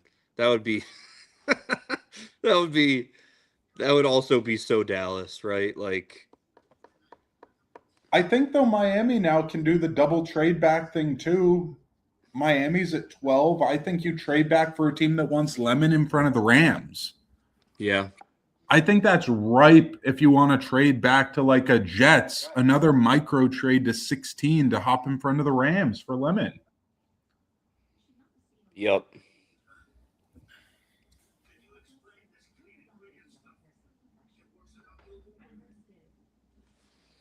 This is interesting. You got to be so happy if you're Dallas, having to move up one spot to get your dude. Your dude if you're Dallas. If it is who we think it is, it could just not be. They could go something weird, like you're saying, like Sadiq or something crazy. I but wouldn't put it my past God, them. I'd be surprised, but I wouldn't put it past them. I will be shocked if we see any other name but Downs. I am like flip out kind of crazy.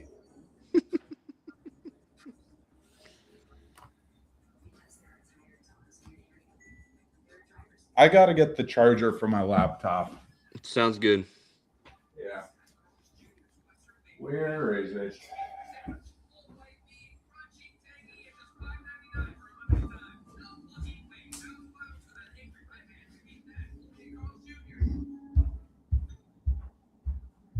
If Dallas takes Downs and Miami takes Lemon, the Rams could trade back too.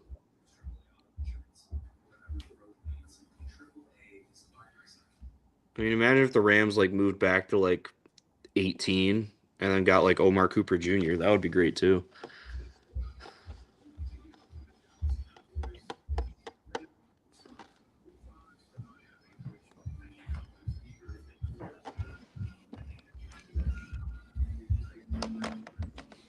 All right. I didn't hear what you were saying. What were you saying? I said if Miami were to take Lemon right in front of the Rams, or someone were to trade up in front of the Rams to take Lemon, I I could see the Rams moving back, Maybe. getting like Omar Cooper Jr. like at 18, 19, 20 if they can. Yeah, I think if somebody moves up for Lemon to hop in front of the Rams, then the Rams move back for a team that wants to get Ioane in front of the Ravens. Oh, yeah. Caleb Downs, come on. Yep. Yep. Yep. He's just laughing. He's like, no way this happened, man. For 2/5. For 2/5, brother. Crazy that I think it just goes to show like despite the last 2 years we've seen people have gotten over their running backs aren't worth top 10 picks. I think what we just saw is they aren't over that with the safety position yet. Maybe. Like he fell to 11. Yeah. Arguably a top 5 player in the Arguably a draft. top 3 player. Like Yeah. he's a top sort of dude. Pick 12 is in and it looks like Miami's making it. I think Miami's going to do something weird here. No matter what. Like there's not a straight shot pick for this, I think.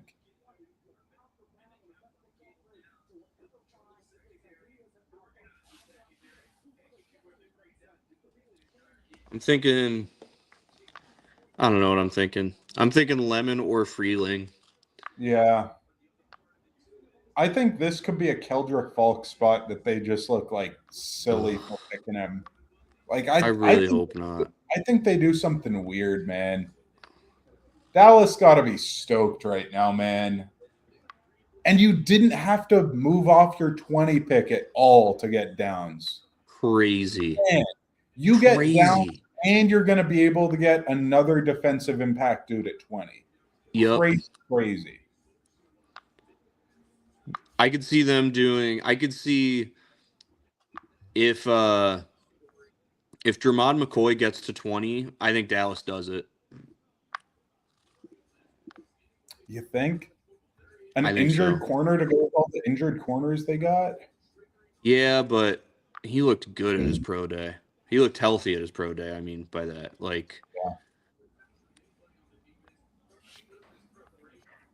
Dallas never takes safeties high either, and they just said this dude's that good. You trade up a spot, get your dude.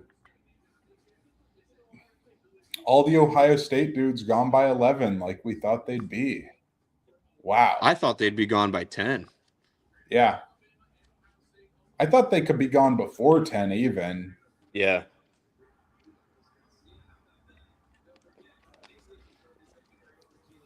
Miami, are you going to do something weird? I feel like even still the Delane pick is the most surprising. Nate being like, if the Rams get Lemon, they're winning it all. Oh my gosh.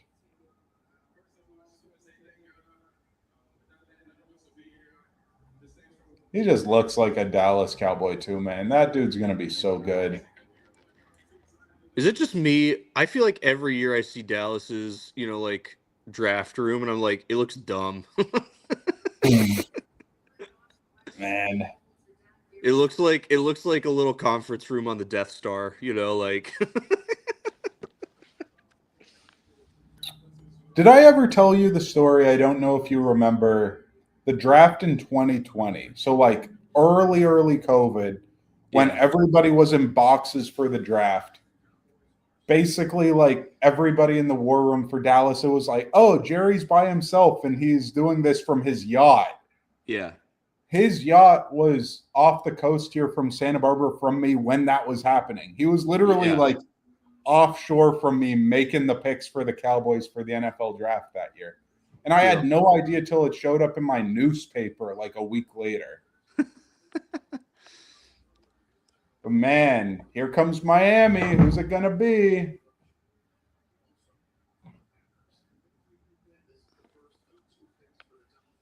Yeah, this one's tough because like you need to address offense, but at the same time, Did the Ravens trade up? It looked like it said the Ravens were on the clock. Or did the pick before did the Rams pick already too? They just haven't announced it yet.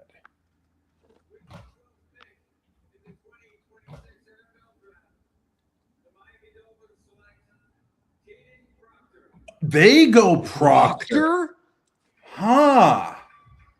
Interesting. Proctor though. The offensive tackle runs here. Maui Noah at 10, Proctor at 12. The Okay. run is here. This is where both your Lions and my Steelers are gonna have to think about moving up, man. Nobody thought Proctor would go this high. No. And now the Rams, though, they can go get Lemon like everybody thinks they're going. And like I was saying, I'm like, whoever the Dolphins pick, it's going to be weird. And Yeah. it was Trench Boy, but Yeah, I thought it would have been Freeling.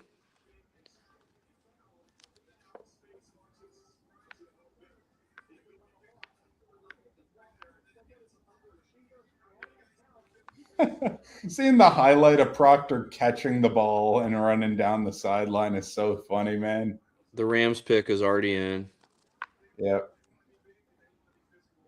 What if they I don't think go with Lemon though? if they don't go Lemon, If they don't then go I Lemon, think I feel like it's Sadiq. got to be Freeling, right? No, I think Sadiq. Oh, okay. They play so much 13 personnel Yeah. and they already drafted the other Oregon tight end last year. I think they could double up on that. Have a dude who can block through the C gap. I think that he's very much on the board for them, but I think it's probably Lemon. The good drafting teams keep it pretty chalky, I think. And Proctor, everybody was like the floor's 17 to the Lions, and it looks like they were right, man.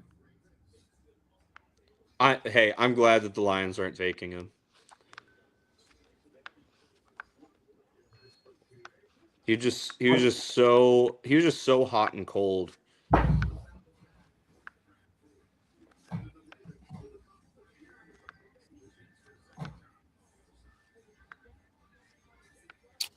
No other trades here.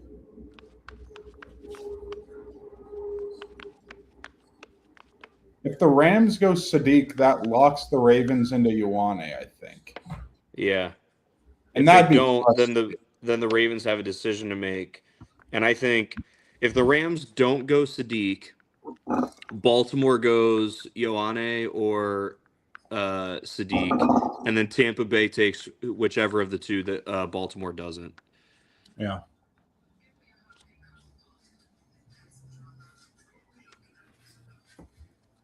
Man, I did not think Proctor. That's interesting, man. Interesting. I think we should see a trade up here soon for an offensive lineman. I think a team like your Lions or my Steelers or the Chargers or even the Eagles like to trade a lot. I think one of those types of teams would trade up for an offensive lineman here at 15 probably or 16. Yeah. Yeah. I could see Detroit trading back with Philadelphia.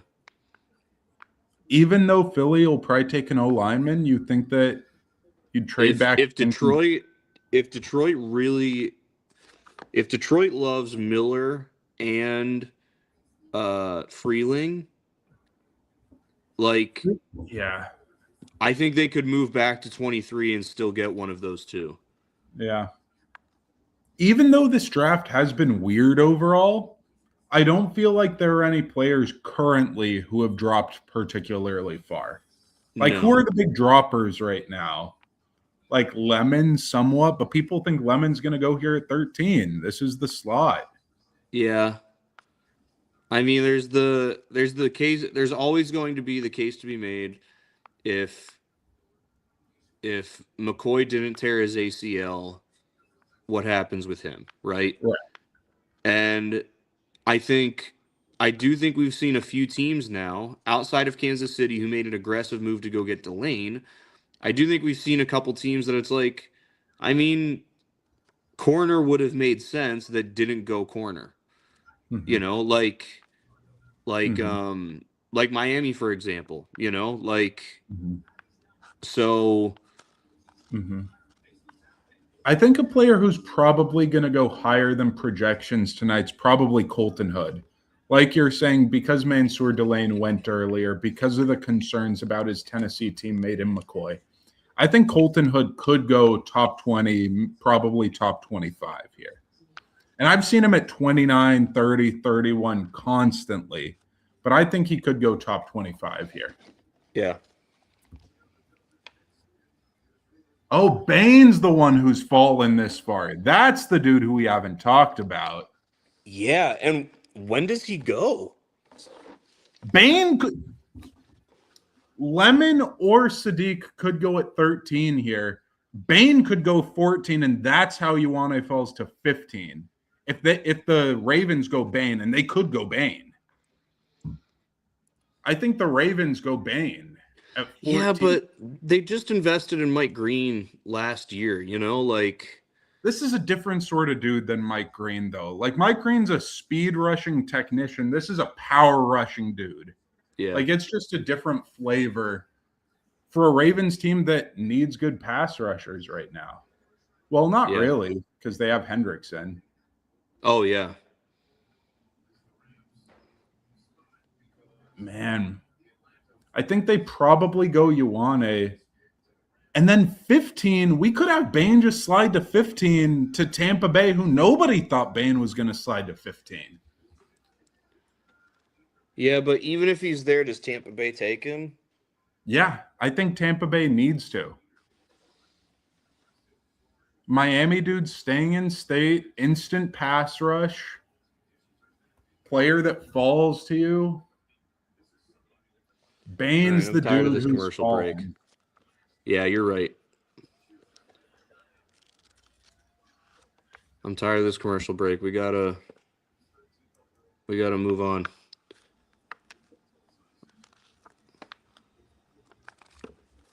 At this point, Baltimore's probably already made their pick. Yeah. Hopefully, whoever Los Angeles If, took isn't in person, so we can move quick to catch up. if Lemon goes 13, Ioane goes 14, Bane goes 15, then we have no droppers because Bane right now is the dropper. Nate saying Arizona messed up the draft. I mean, in a way. In a way. Yeah.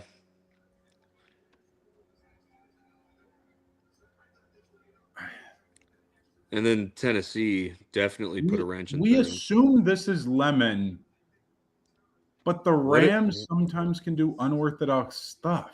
Dude, what if it's Ty Simpson? That would be crazy. With the reports today that Les Snead said he's guaranteed to be a first-round pick, Ty Simpson for sure. Let's see it. No, this has to be Lemon. Sadiq or Lemon? I think sneaky Sadiq for the 13 personnel packages right now. Yeah, it has to be one of those two. Maybe Freeling.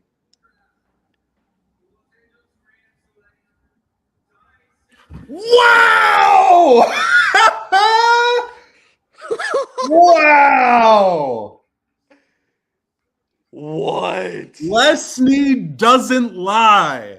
Les Snead said, your son's going to go first round, and everybody said, bet. No, he won't. Yes, he will. Dude, not only first round, 13? 13 with Matt Stafford. When you need a receiver, you need O line. You go Simpson at 13. Crazy. Wow. I gotta say, this is insane process by the Rams. They traded away 29 saying, we want to get McDuffie. We want to go all in this year. The McDuffie trade is this year. And then they say, we are going to draft our future quarterback with 13. Imagine the player you get at 13, and at 29, you get Simpson. Mm-hmm. What? You know what, though? They just totally screwed the Cardinals. They just absolutely screwed the Cardinals. That means, though, the Jets can get Lemon, or Lemon could go to Baltimore here, actually.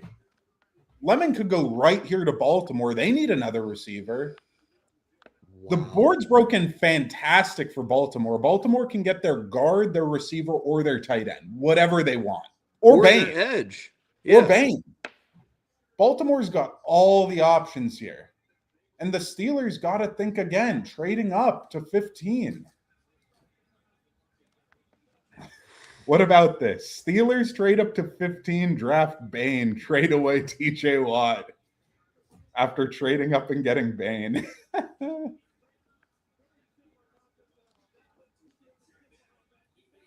Yeah, no, Nate, I was thinking that same thing. Like, the Ravens pick is already in. Man, Ty Simpson is going to get to have the experience that Patrick Mahomes had when he first got drafted to Kansas City. In that, Kansas City had Alex Smith, and Mahomes sat behind him for an entire season to learn how to be a pro football quarterback. Yep. Simpson is going to have that opportunity behind Matt Stafford, certainly a better quarterback and a quarterback that's more like his play style. This is massive for Simpson. Yep. Massive in terms of keeping the Cardinals the bottom feeder of the NFC West. Them not going Lemon sets up the board perfectly for Baltimore. And then you have these teams who want to get Ioane too. Wow. Pittsburgh, the Chargers, Philly. Bain now too, man. Bain's falling. Hey, those arms are short, man. Man. T-Rexes, man, can't even reach to get a tissue for their eyes, brother. Ruben Bain trying to cover up his tears from dropping. Can't even reach the eyes, brother.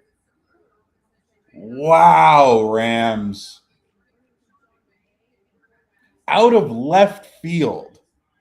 I was saying earlier with the Ty Simpson report that maybe they could trade up from the second round, but 13? 13? Yeah, I can't believe it. Unbelievable. Hey, Dan Orlovsky, though, biggest winner of the draft so far. I mean, still wrong. He went after Mendoza, but Orlovsky gets some mad props, bro. Well, I was listening to Get Up today, and he said, like, Ty Simpson, if you look at the tape, is a first-round quarterback, and if he isn't taken in the first round tonight, I'll eat my words. But it also means that the NFL is horrendous at evaluating quarterbacks, which they are. But at least he was like, hey, he was taken in the first round. So, Nate, are you calling your shot, or did you see already? we'll see it together now about Lemon. Maybe we're late.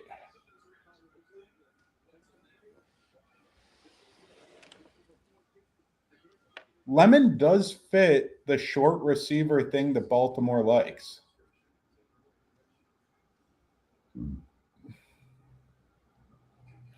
Boo. Goodell's standing there smiling because he knows they're not booing him. Oh, they do go Ioane. Okay. Ah, yuck. Boo. Here comes the O-line run again. Tampa Bay's pick is already in. Thank goodness Venga Ioane is not in person, so we can get to the next pick already. Ioane going to the Ravens, man. Man. I know you hate that. Well, we did our mock draft on Tuesday, and you had you had Baltimore, and you didn't take him. I was like, you're just not taking him because you want him to end up in Pittsburgh. Bain is here for Tampa Bay. Yep. You have to stick and pick here, I think. If Bain falls past here, I think he could fall out of the first. There is no Agreed. reason why he should fall past Tampa Bay here at all. No shot. Well, and then the other thing that you have to think about, there were a lot of people that were thinking Omar Cooper Jr. to New York at 16, but Lemon is still available. Yep. And also just like that, our thought of, when Tate went off at 4, it was like, okay, we'll definitely get 6 wide receivers in the first round. We're still only at 2. You know what, though? You know what would be weird, but I could see? The Jets going with Sadiq, the tight end. The Jets are the type of team to make dumb picks like a tight end. They've made dumb picks for tight ends before. I could see them for sure.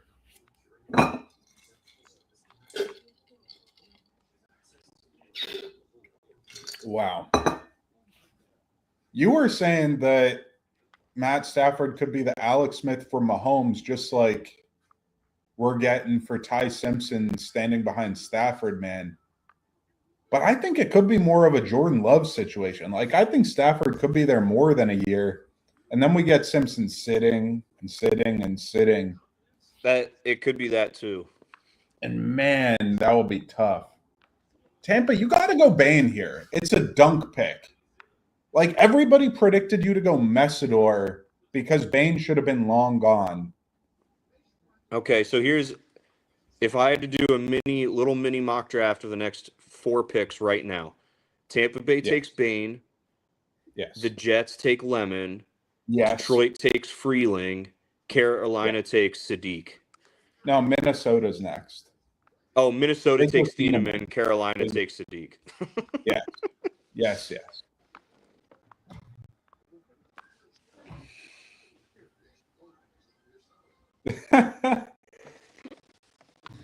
Nate's saying Jets are terrible. You're right. They are. Why did we have to take a commercial break right now? If Tampa Bay doesn't take Bain, where is the spot for? If Tampa Bay doesn't take Bain, then I think that Detroit could take Bain, be the edge opposite of Hutch. Yeah, I'd be disappointed if they did that. Bain falling to 17, you'd be disappointed? He's so good, man. I know, but and I've been begging for them to prioritize edge for 2 seasons now, but the window on that I feel like is closed because your offensive line is so much more important right now.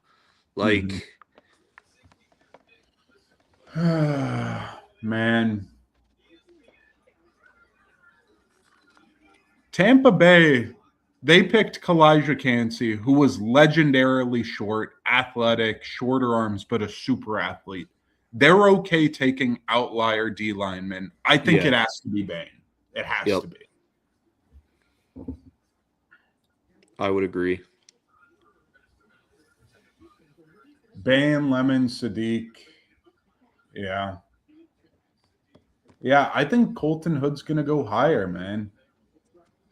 I think Colton Okay, Hood. do you think Hood will go higher than McCoy? Yeah, I do. I do. I think Hood wouldn't be a bad pick for Detroit, even though he was projected lower than Detroit for a long while. I think he could be a really good corner for Detroit. He plays man coverage, he's sticky. And my other thing is Colton Hood doesn't have the durability issues like McCoy. And durability is the biggest thing when you're a Detroit Lion DB, man. It's true. That and not being an idiot like Terrion Arnold. Man, Tampa Bay, this has to be Bane. If it's not, like, what happened? Was that car accident like? Is something still up with that? Are the arms even shorter than we think? Like, what is it that made Bane fall to here?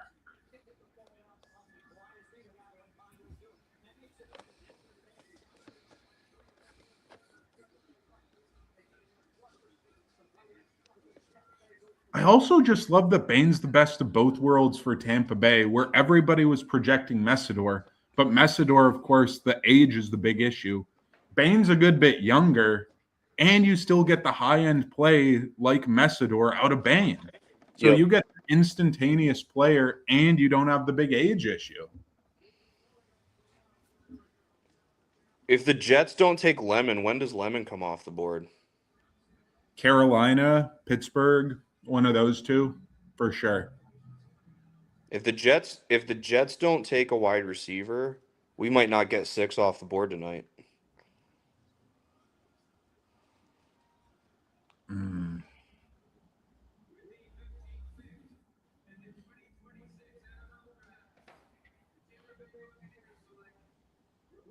Yep.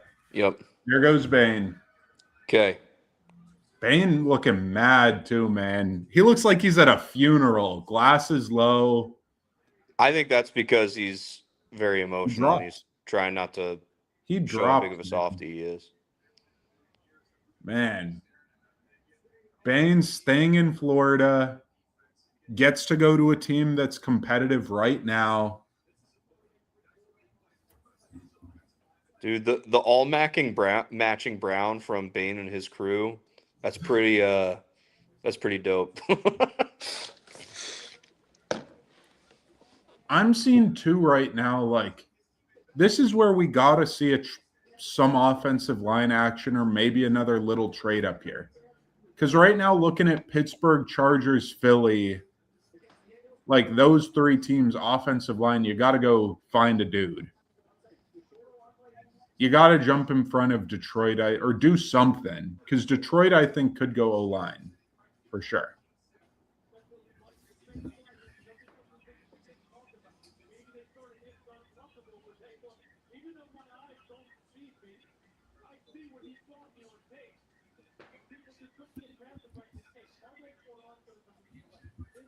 I think Melvin Ingram's a really good comp for Bane. They just said that on the broadcast I'm watching.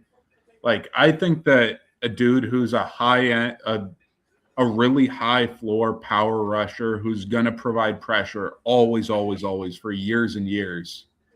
I think that's gotta be Bane for you. Yeah. Jets, I assume it's Lemon. Like, don't overthink it. Just go Lemon.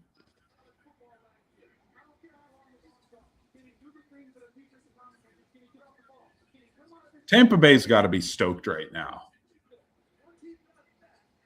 Tampa Bay's got to be stoked.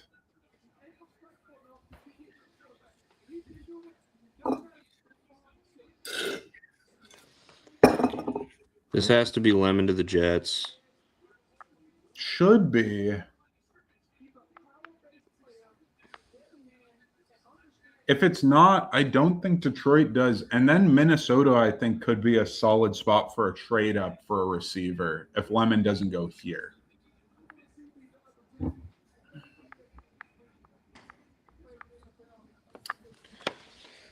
All right. Well, let's get on with it. Yep.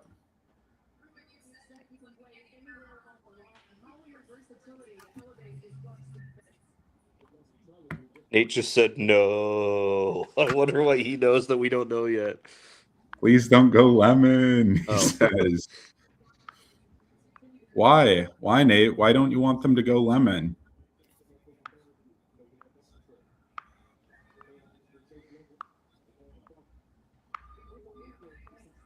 I think the Jets have to feel pretty good about lemon, even though they go Bailey at 2. I think you got to feel pretty good about the lemon pick at 16 if you go with it here. I totally agree. Yeah. Because this, I think, has been Lemon's floor in mocks. Typically, this has been the floor.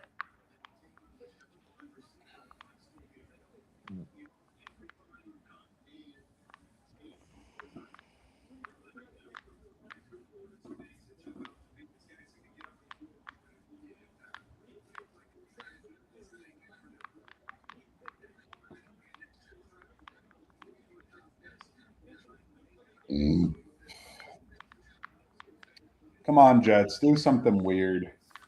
Nate said they ruin careers for everyone. Yes, sir. Valid. Come on. Come on, Goodell. Here he comes.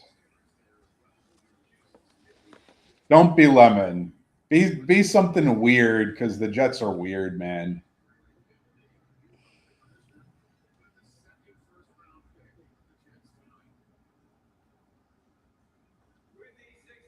Should be lemon.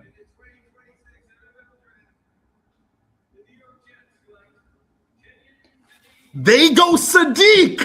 They're weird. They don't know what they're doing. Jets, Jets, man. Man, I told you, the Jets do weird stuff. The Jets draft tight ends when they shouldn't. Lemon All right, now. Detroit's pick is in. Detroit should go offensive line, I assume. If not, I think Hood would be interesting as a backup. I think that opens up Minnesota, though, if they don't go Thieneman. I think we need a trade up here for one of these offensive line teams or receiver with one of these small trades here. All right.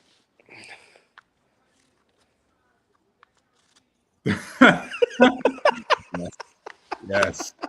I see you're a man of culture, Nate. A man of culture. Hating on the Jets. Oh, man. Oh, my gosh. Okay.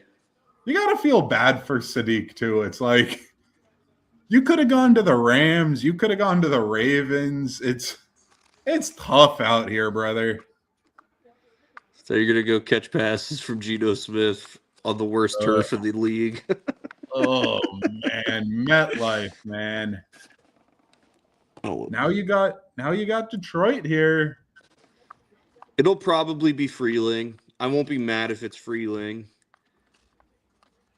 I would have rather them like moved back a few spots, gotten Miller and gotten some other stuff to work with, but I think Minnesota could go lemon as well, actually. Like their secondary receiver in Addison has had off-field issues and a couple of injuries. It's true. Lemon's got to be around here, man. I feel like the way this draft's been going, I don't know if it's the feel you've had, but it feels like it's been cyclical where somebody's dropping and then they get picked and then we're like, oh, wait, somebody else is dropping, but it's a later drop. And then somebody else is dropping where it's like, first it was Downs, next it was Bain, next it was like Maui Noah first, I guess.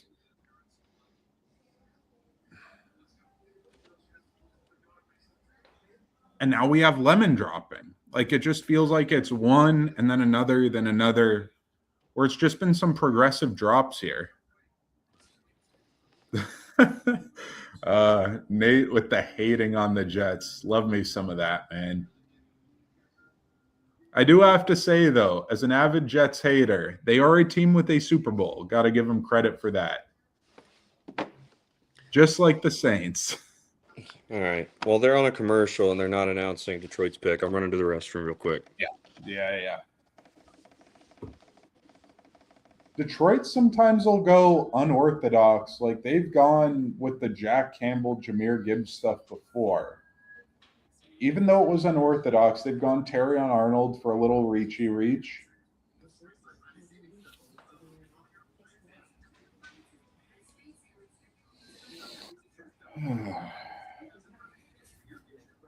So now, Nate, speaking to you, I know Jack's not here. I know I don't know you. Might as well talk to you. It's just the two of us. So now you got Tyson. You have Shuck. The offense seems pretty good. What do you think's the biggest need right now for the Saints if you're looking at day two for the New Orleans Saints? Like how are you trying to draft going forward with this draft if you're New Orleans?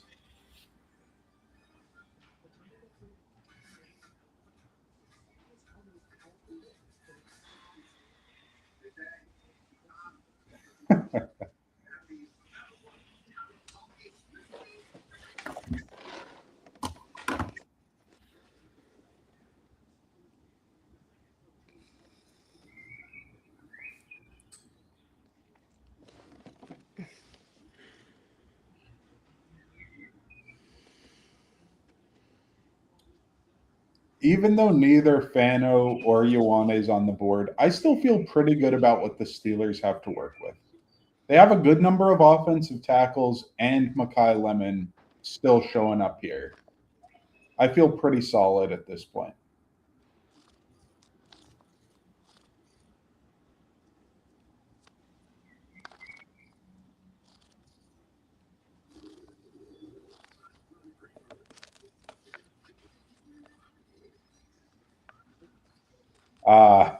Got to get the shot of Makai Lemon here stressing out. uh, so, Jack, while you were gone, I was like, Nate, it's just you and me. Now, after the Tyson pick, like, who are you looking for the Saints to get day two going on here? And that's with his response with D line. He needs a pressure getter for sure. Cam Jordan, like, he was so good for so long, but the last 2 years or so, and I don't think he's back. Did he officially retire? What happened with Cam Jordan? I don't know. I think he's still a free agent. Yeah, third down stops for sure, Nate. Ty Simpson is the fourth Alabama quarterback picked in the first round since Yeah. 2020. That's crazy. Oh, a child. Hello, kid.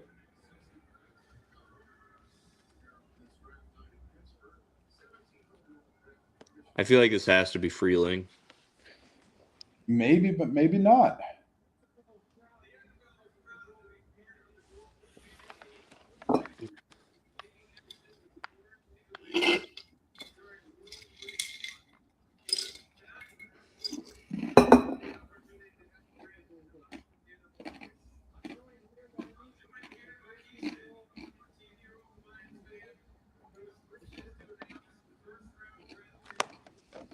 Yep.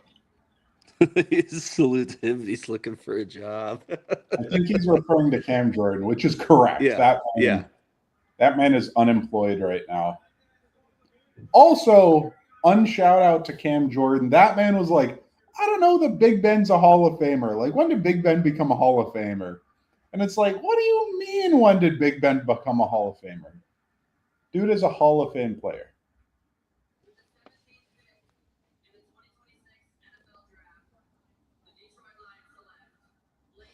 Okay. Blake Miller. There we go. Okay. There we go. Like you wanted. You wanted some Blake Miller with a little trade back, but Blake Miller's still a good pick. I love Blake Miller. I'm glad it's Miller. Like you said, I would have liked them to get in by moving back a few spots and getting a little bit more to work with, but still, Miller was the guy that I wanted. So I'm okay with that. Miller, I have to say, I think people are underrating him. Dude's got long arms. He's tall. He's got a ton of experience. He's pretty darn technical. Like, that's the kind of dude who you want on your team. Even if he's not the strongest, he can grow into it with this Detroit Lions staff, man. Definitely. He's a darn. Never misses a practice, man.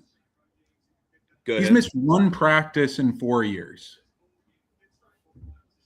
as a starting tackle, man. Shefty just said, so this likely cements Penei Sewell's move to left tackle in Detroit, and I would Yep. agree. Yep. But I'm okay with that, and I'm okay with Blake Miller slotting right in at right tackle. The picks in for Minnesota. He's what Josh Allen wants to be. Whoa. Oh, man. I mean, Josh Allen wants the ring, sure, but Yeah. Ben never got an MVP, did he? No, he did not. Yeah. He was never an all-pro either. Big Ben was great for a number of years, but he had too many turnovers, kind of like Josh Allen. But Vikings, could you go Lemon, or is it just Thieneman like everybody thinks? It's got to be. If this isn't Thieneman, then oh, Roger, fix your hair. What? What? The defensive tackle with all the foot injuries. I know defensive tackle's a big need, but it's a lot of foot injuries, man. Yeah. Wow. Especially when the kid from Ohio State. McDonald. Yeah. Caden McDonald. Okay. So does Carolina take Thieneman? I think Carolina takes Lemon. They love taking their first-round receivers. Oh, Philadelphia traded up in front of Pittsburgh. That's going to be Lemon or Freeling, to be honest. Did they trade to 19? Philadelphia traded right after Carolina, right in front of Pittsburgh with Dallas. Dallas traded back in division. Dallas traded with Philadelphia? Yep. Oh, my God. Which is either Lemon or an O lineman. That's so silly, But Lemon could be Carolina's pick here, which means it's the O lineman that Philly wants, which is probably Freeling. Dallas is such a joke.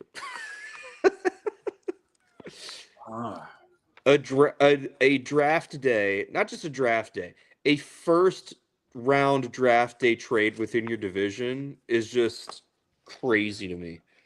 Also, though, Philadelphia with another one of these micro trades. Like I'm saying, it's just 3 slots. It's just this little seeding, just getting up to your spot. Yep. And that's trade number 3. So we're one more away from hitting the over. And also, if this is Lemon, then we'll be AJ 3 Brown. Receivers away from the over for the receivers. I feel really good about my lines right now, actually. Yeah, your lines are solid for sure.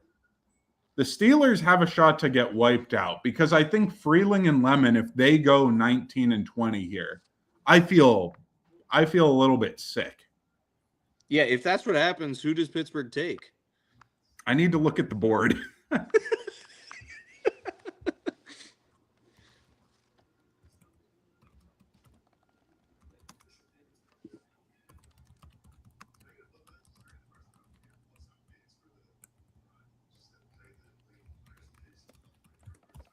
Let's see.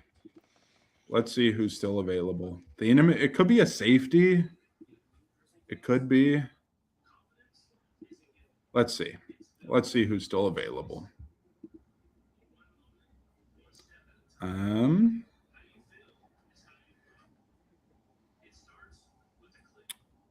Freeling. Jermod McCoy I kind of like, but he's been falling. Omar Cooper. That will be it. Omar Cooper if Lemon goes.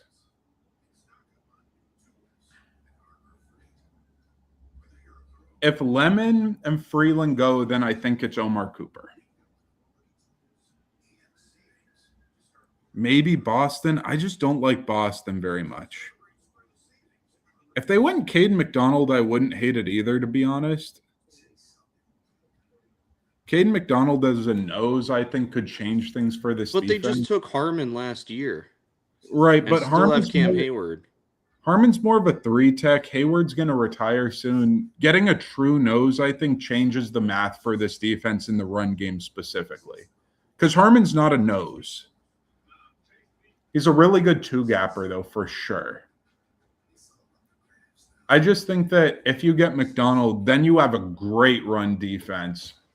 And that sets up for a much better third down percentage, forcing third downs.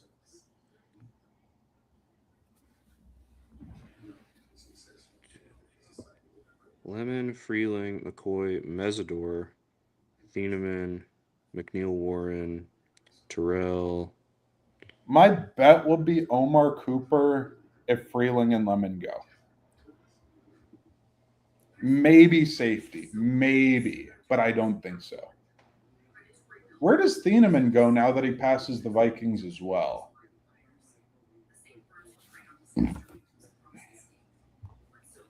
I think Philly has to be trading up for either wide receiver or O line in front of Pittsburgh. That's what I would do if I was Philly.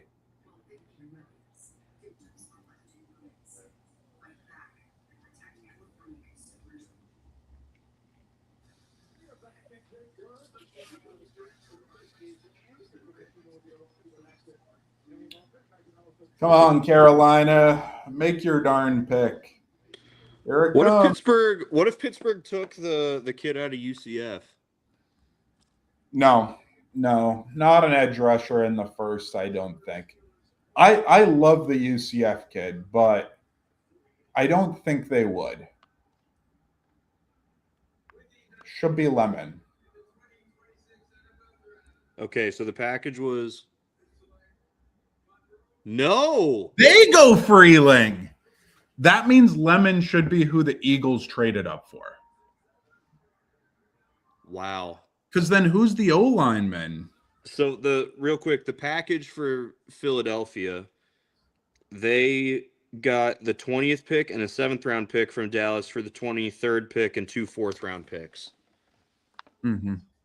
So that means Dallas gave up 2 5th round picks to move up 1 spot and just got 2 4ths to let Philadelphia move up. But That obviously means the massive difference is you just gave up, you just did that within your own division, which again just seems stupid to me. Yeah. Okay, so Philadelphia, this has to be for Lemon, right? Should be. It could be for Cooper because they don't know which wide receiver Pittsburgh's going with, but I assume it's Lemon, which is frustrating.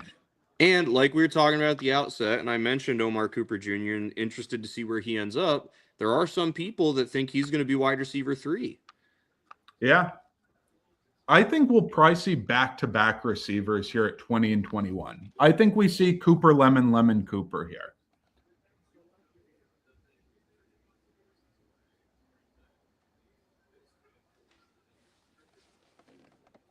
So Philadelphia.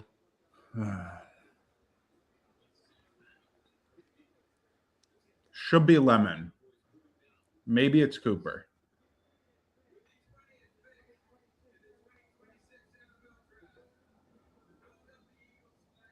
Mekhi Lemon. Yeah. Yep. Okay. I think that just leaves the Steelers with Cooper, or if they want to reach on an O lineman. I think it's probably Cooper or maybe an O lineman. Maybe a safety, maybe receiver.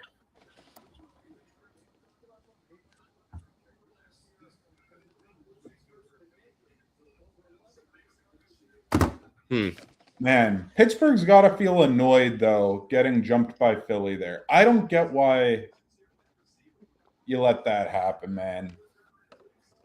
Like, I think if the Steelers offered a 5th round pick to Dallas, they should have done it.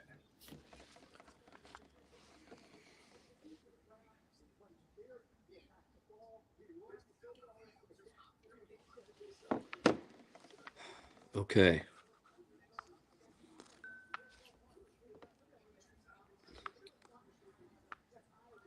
Okay, new question. What do the Chargers do at 22? Thieneman? I think DB maybe. Maybe McCoy.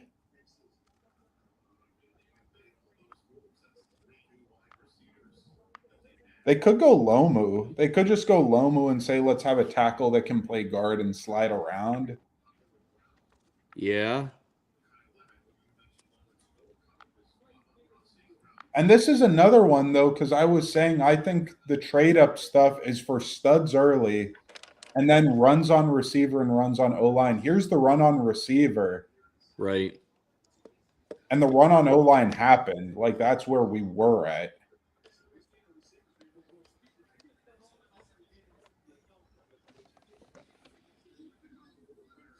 Valid point. Valid.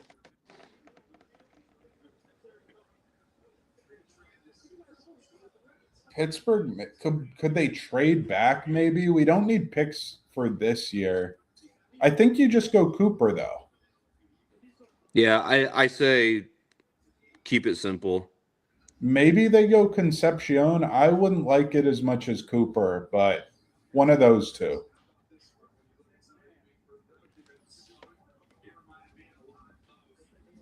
Pittsburgh Dallas, hasn't made a pick yet, no. which is Dallas with surprising.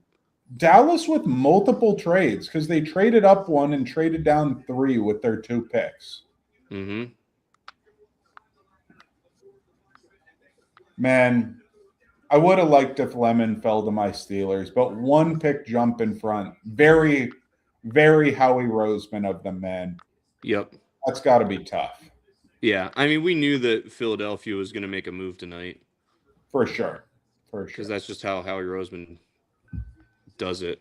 All right, Pittsburgh is making the selection. I think it's Omar Cooper. Maybe it's Lomu. I feel like that would be quite the reach for Lomu. I don't think a big one, but it is a reach, I think. Maybe Yonicher, maybe Lomu.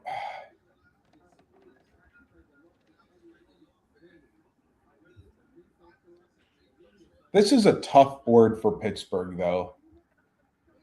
Having Freeling and Makai Lemon go back-to-back is tough. Because if Pittsburgh had moved up 1 or 2 picks, man, you get a dude who you feel really good about. You still could get a dude here in Omar Cooper who I'd feel good about. But could they go out of left field? People going crazy.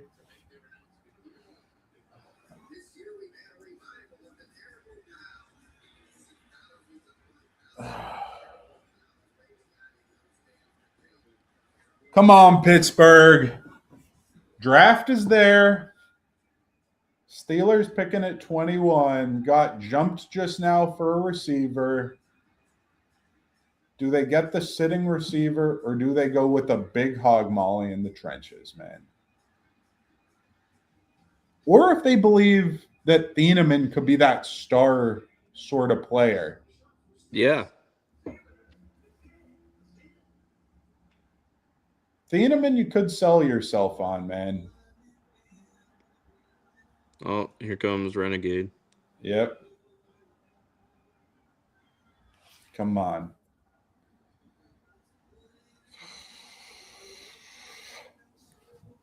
Come on.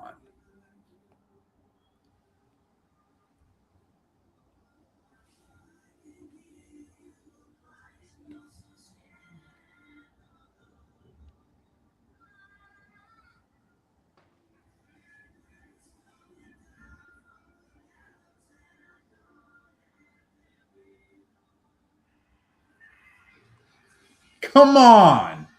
Come on, Pittsburgh. Make this damn pick. Pick a good player here. I love how you're like trying to be excited about like the whole Pittsburgh thing, and at the same time you're like, all right, I just want to know who they picked Come already. on. The thing is, I think that there are a lot of players who can be good players for them. I just don't think there's a great player on the board.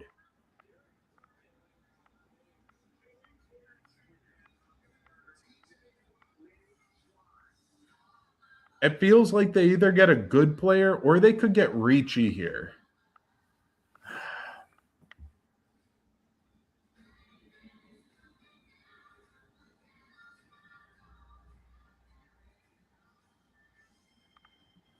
Man, we're really gonna sit here and watch this whole thing with the song, aren't we?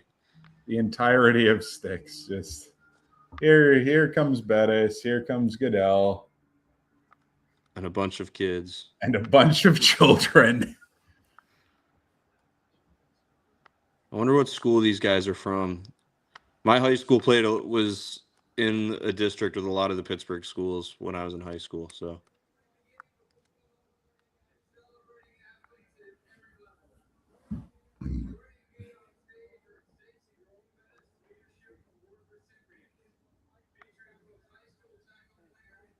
Alderdice, we played Alderdice.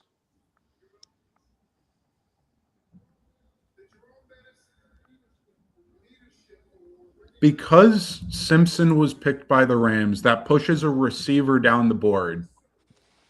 And that receiver should be Omar Cooper here. He should be the player that was pushed down the board.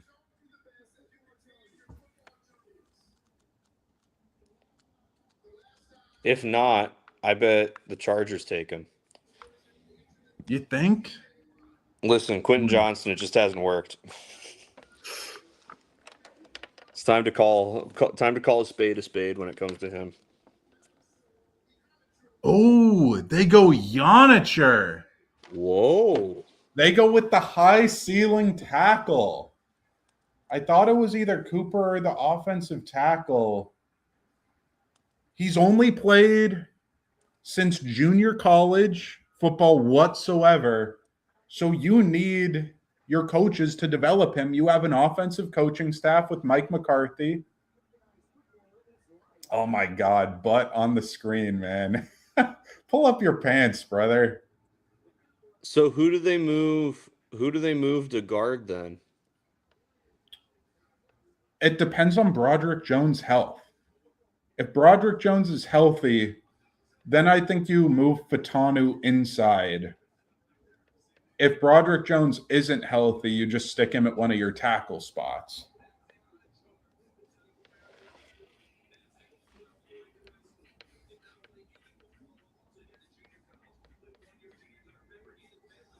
Okay. Hey, we might not see 6 wide receivers go today. Yeah. Now the Chargers, though, another O lineman going off the board. What do the Chargers do? They're getting a really low down the board. Oh, brother, pull up your pants. Yeah. Yep. Yep.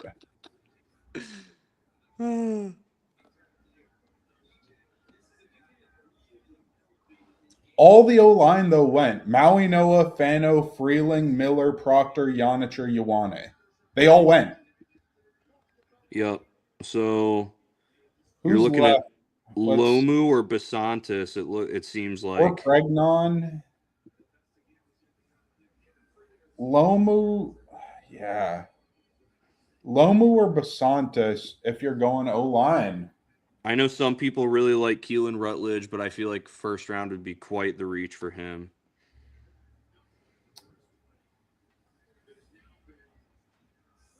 Honestly, outside of Lomu,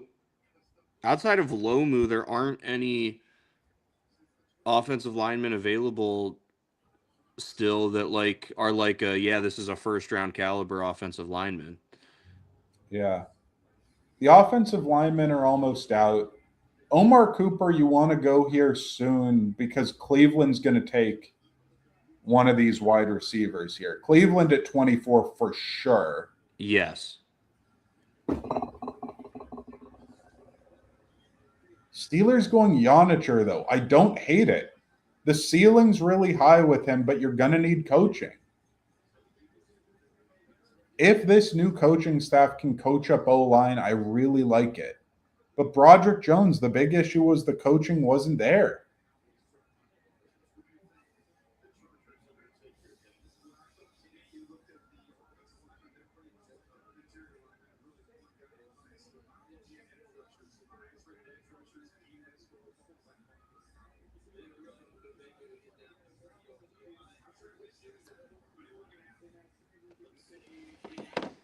Okay.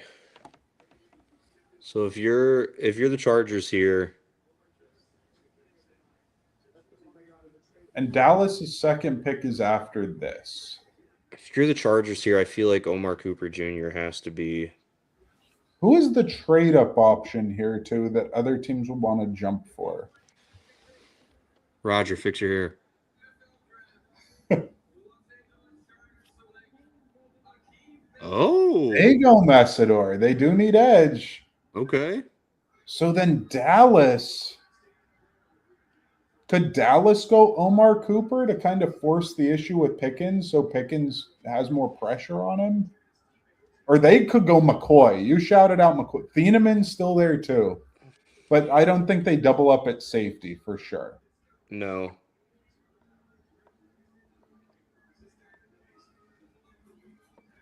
I think Dallas is probably between receiver and maybe corner.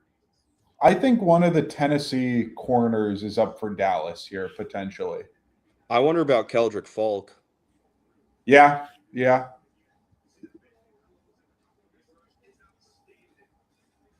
Messidor. Yeah, the board just broke where the Chargers just could not get an O lineman though. There wasn't a shot. Nope.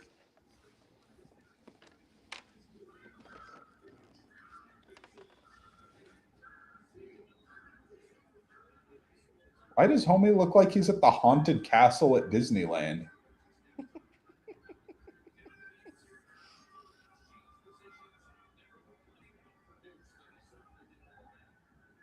You know what's crazy about Yonicher?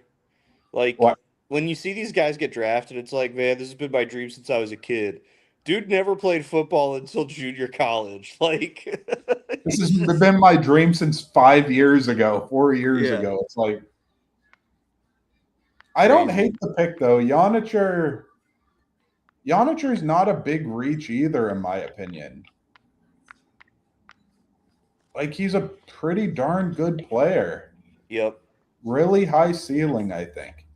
I tell you what, that really makes me wonder what New England is going to do. Because I know New England was really high on Yonicher. Edge, edge maybe. Yeah, maybe Cassius Howell at that point. Yeah. This draft is moving along though, man. We're at pick 23 and it's 7:15 for me here. Yeah, 10-15 for me. That's not that bad for the NFL draft in all honesty. No, Like, it could be worse. It certainly could be worse. yeah. Dallas taking their time a little bit. It feels like we're caught up now.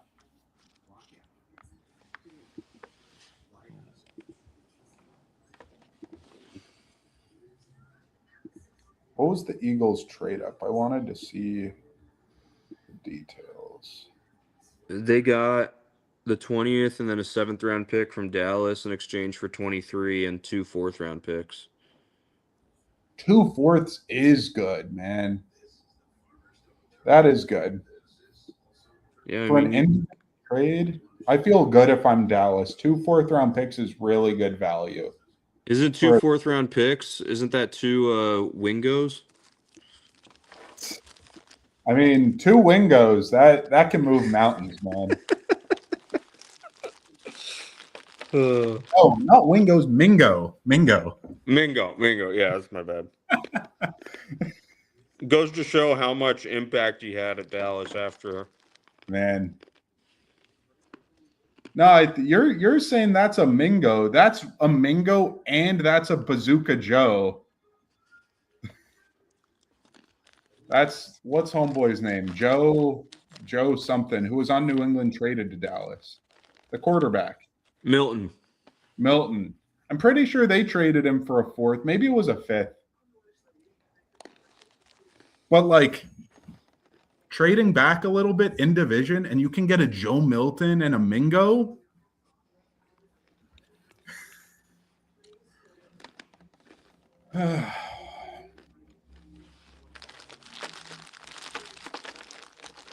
Man.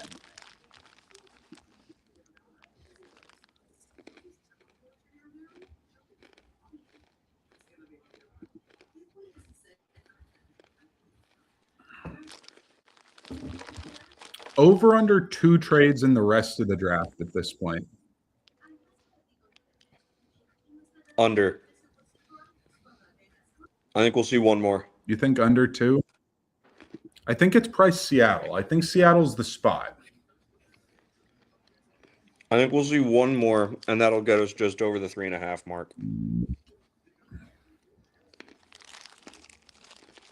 That one's probably going to be Seattle moving out at 32, but curious. Dallas showing the players lost this year. Logan Wilson. Oh, what a massive loss. Logan Wilson, game changer for Dallas.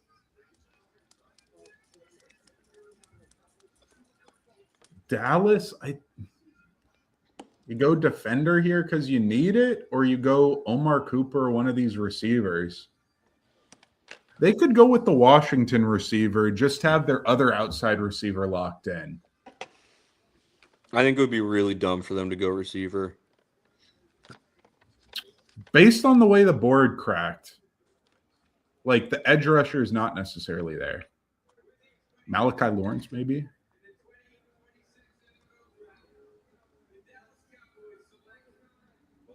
Dang, good call, dude. My man. He's really good, man. Love me some Malachi Lawrence. And I tell you what, his stock rose at the right time too. Like, because we had some of these guys rise and then dip a little bit. Mm-hmm. His rose late enough that there wasn't time for it to dip back down. Mm-hmm. I just love him because he only has one box that he hasn't checked. Like the dude, height, weight, speed, freak athlete, and had production and flashed on tape. Like the one thing is, did he play up against high-level competition? That's the one question mark. And that's only one question mark for a dude that looks really good everywhere else with what he does. Yeah, and like, you know, did he play in the SEC or the Big Ten? No. But it's not like this kid's coming out of, you know, Wyoming. You know, like he did play Power 4 football. Mm-hmm. He played in Florida. Florida has great NFL caliber prospects all throughout the state, for sure. I'm going to be honest. Should be Omar Cooper. Dallas might be winning the draft right now. I really like the way Dallas moved in this draft. 2 trades to get into spots where they felt good.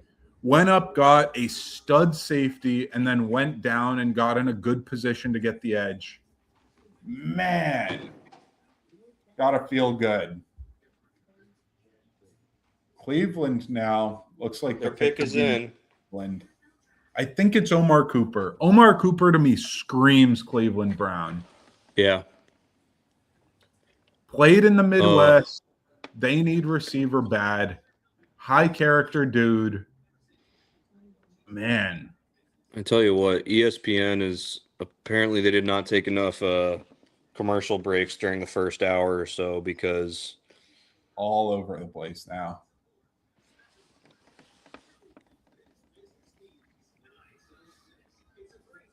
Come on, get to Cleveland.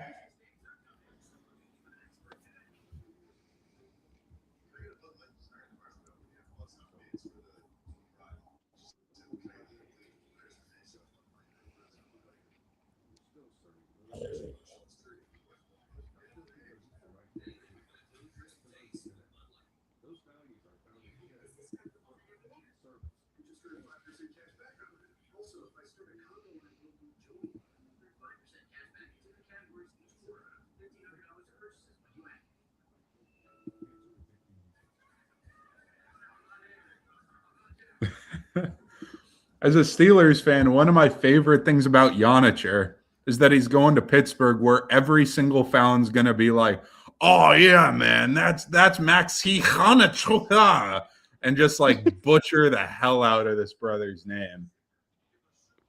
Man, he can be good, though. He's got a high ceiling for sure.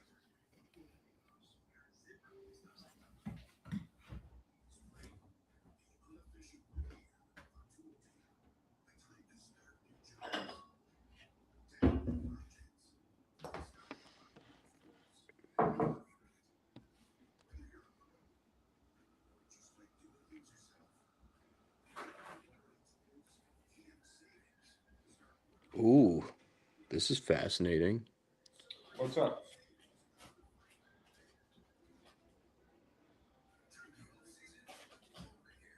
Someone gave the Chiefs a D+ for their trade to move up. I can see it. Who wrote this article? Seth Walder of ESPN. Let's see.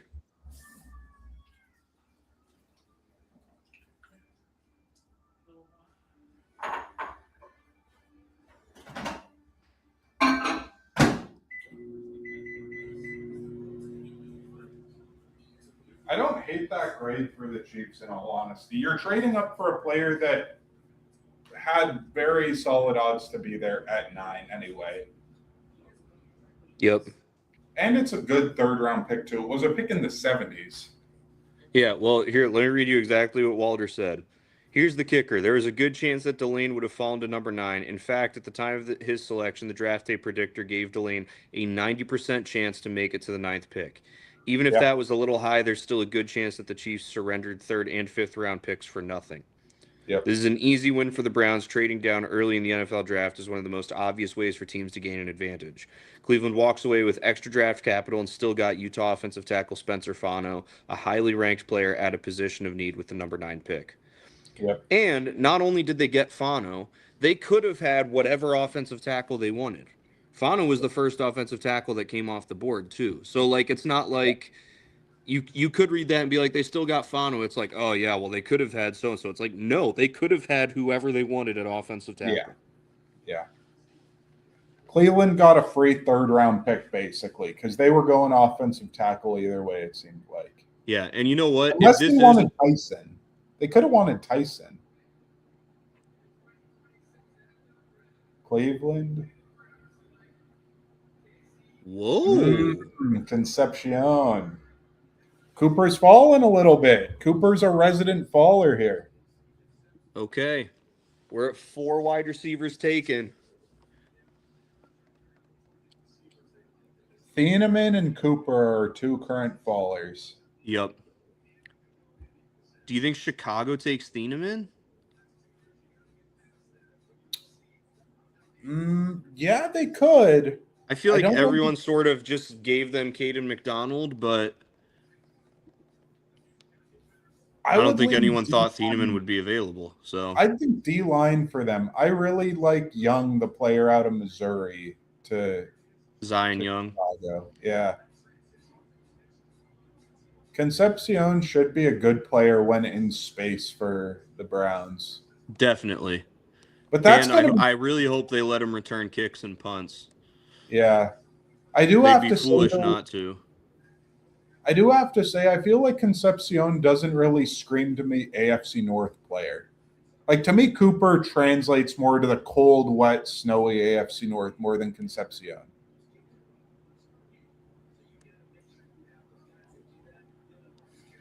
Okay. You know what? Cleveland also needs to be in the discussion for winner of night 1. I don't love Fano or Concepcion though. Like, to me, it's only good value because of the trade. But Chicago here on the clock, rolling down. Yeah, still hasn't made their pick yet. You know where Cooper Buffalo might take Omar Cooper Jr. That's what I was gonna say. Cooper to me could be Buffalo. But I just or feel San like, Francisco. Yeah. I think Cooper will probably go Buffalo or San Francisco here. Thieneman actually for Buffalo makes a ton of sense too. Thieneman's a Bill. Buffalo's defensive scheme, a lot on the DBs. They've always had Hyde and Poyer there. They're low on depth at that spot. They need leadership. And I feel like Buffalo's one of those cities where you can have a white dude in the secondary there, if I'm being honest. No, honestly, like there's some cities where it's like, oh yeah, I could see a white dude in the secondary. But there are some secondaries like it's like you're never going to see a white DB in Houston. Like it's Houston, you know?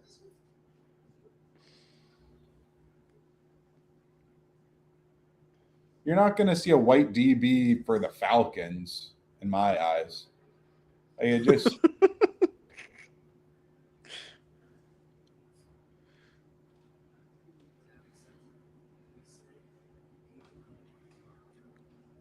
like I'm trying to think. Can I think of a white defensive player for the Falcons?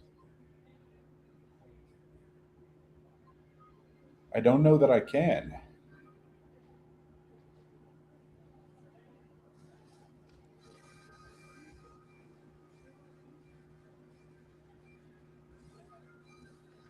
Chicago's pick is in. Show me the money. It would be so Buffalo to like just trade out of the first round. It would be so Buffalo to be like, Kansas City, we'll give you our first round pick if you give us a second and a fifth round pick. Oh man. Kansas City's one spot behind Buffalo too, man. Crazy. I feel like this draft has had a lot of chalk and then a lot of picks that have just gone sideways, man. Yeah. Like Simpson, that's everything going sideways. Sadiq to the Jets, that's things going sideways. Delane going to Kansas City wasn't, but it happening at 6 was. Yes. Yes. The Dolphins going with Caden Proctor. Proctor. That was surprising for sure. Same thing with Detroit going with Miller. Colton Hood here is on the board, actually. That's Colton Hood. San Francisco should be looking at that. I love me some Colton Hood.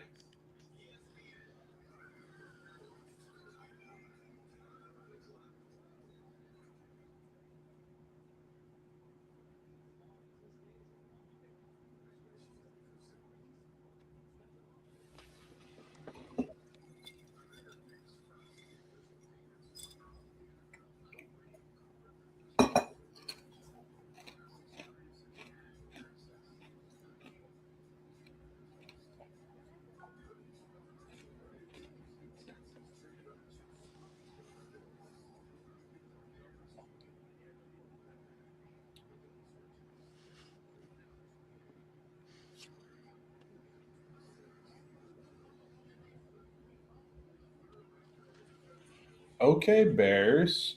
All right. Everybody's happy. I think Young's a good spot. Maybe Omar Cooper and just be like, he's our DJ Moore because we just traded him just because. Hey, Kickball Dad. Have you seen him before, Kickball Dad? Mm-mm. He's a creator on Instagram. Well, his daughter films it and edits it and everything, but he's funny. He's a big Dolphins fan, so. You know what I feel like this draft needs? This draft needs some urinating tree, man. It's Some what? You know urinating tree? Mm-mm. He's a YouTuber that basically just like hate watches the Steelers. He's a Steelers fan. Gotcha.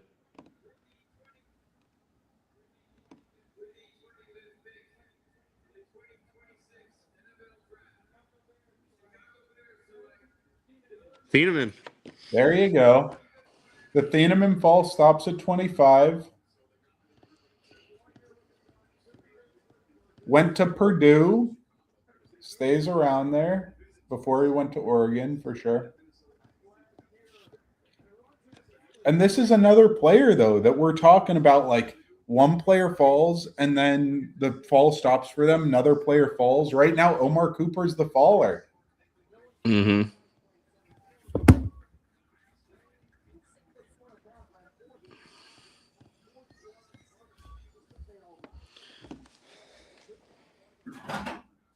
Omar Cooper, yes. I think it's also we're at 25 now. I feel comfortable starting to push the Jermod McCoy fall narrative. You know what? You know what the trade actually could be that's getting here? The trade here could be the Raiders going up for Omar Cooper to pair with Mendoza. That's what should be. That's what should be pushed right now. Interesting. Because the thing is, I think they could go up here and get Cooper, and then with their third, they could get Surratt, and they could just go Cooper, Surratt, Indiana boys.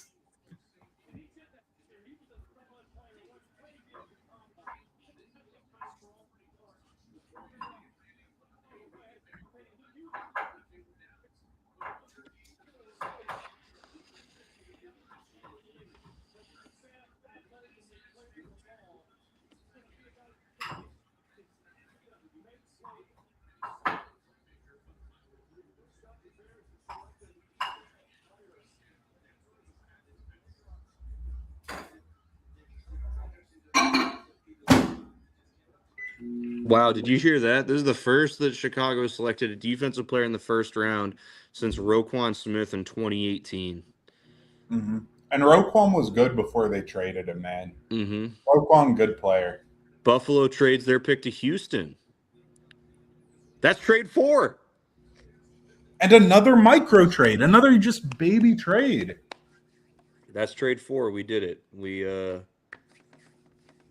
Houston could come up for the receiver too. Bills get 28, 69, and 167 for 26 and 91. Interesting. That is interesting. I think this could be Cooper. Oh, This could also, actually... Shefty's reporting that the 49ers are trying to trade pick 27. Interesting. But that's like where then we need to start asking the question, who's coming up for that and why are they coming up for it? Miami, I see on the clock at 27 after Houston. Oh. So that's another Houston micro trade because they were at 29. No, I see 30. I see Houston and Miami, the next two on the clock for me, showing on the screen. So that'll be trade number 5. If that's what's up, interesting. These small okay, who's Houston? Who is Houston taking here? Lomu or a receiver? Maybe McCoy. Maybe Emmanuel McNeil-Warren, get another safety. That's not a bad call. Yeah, he's a guy that's low-key going to be a dropper because Thieneman dropped. Because a lot of people had Warren going in the first round. I see McNeil-Warren, excuse me. Yep, here comes Houston. I actually see Boston potentially being on the board here. Boston or Lomu? I like Lomu. I like Lomu here. Another one of these small trades, though. Houston, what are you doing? I'm curious.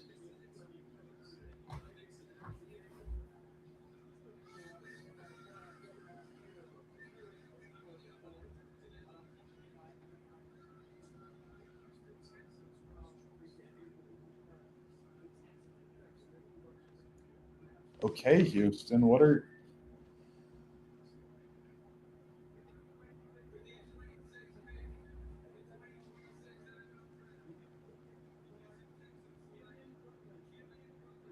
They go Rutledge. They go with the guard. They trade up for the guard. Why do you trade up and reach, brother? Houston trades up to reach for a guard. But then that precipitates Miami trading after. Who's Miami going for then? All these sort of receivers, your over-under for the receivers is looking tough right now because Cooper and Boston are just falling right to Buffalo and KC. I think Miami traded up for a receiver. Miami, I think this could be Boston probably, then maybe Cooper, because they wanted to get in front of Buffalo and KC. I think this is Miami going up for a receiver. And this is Houston being psychotic, if I'm being honest. This is very silly by Houston. Miami trade. They would have had him at 28.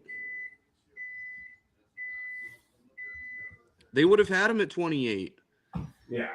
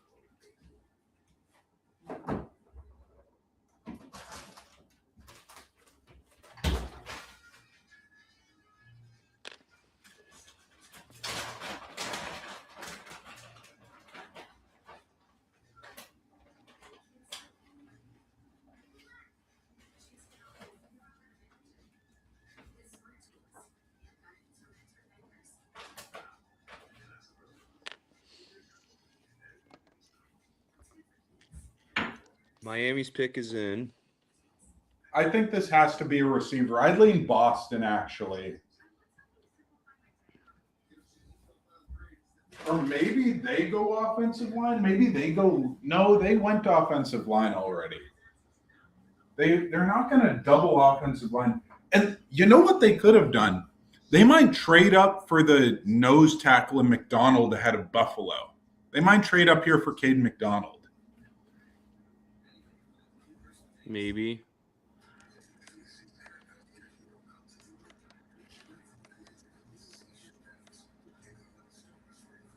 I also wonder about edge.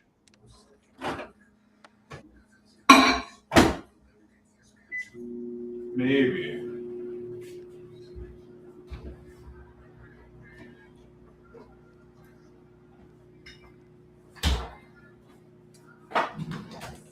The trade up for Rutledge, man, is psycho. Yep. Yeah, that makes no sense. It makes no sense. You had no competition two spots later for him. For a guard, too. Like, Rutledge is a guard. He is not a tackle. Nope. I wonder where Houston was slotted to select in the second round if they thought that they couldn't wait to get him in the second round. Maybe.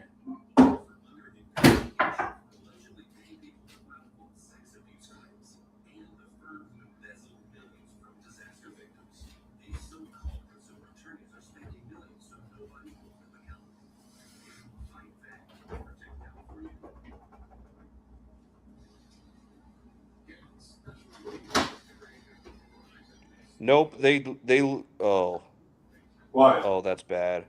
They had the sixth pick in the second round. Houston? Yeah, They could have got Rutledge there, too. Oh, my they could God. have. Not Wow. only did they not need to move up, they could have waited and not even taken him at pick number 28.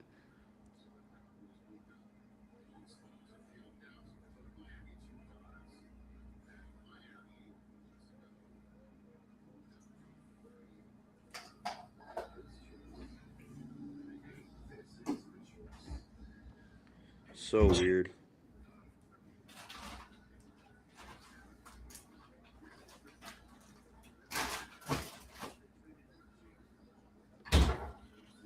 This should be a receiver here. That's what I put my money on.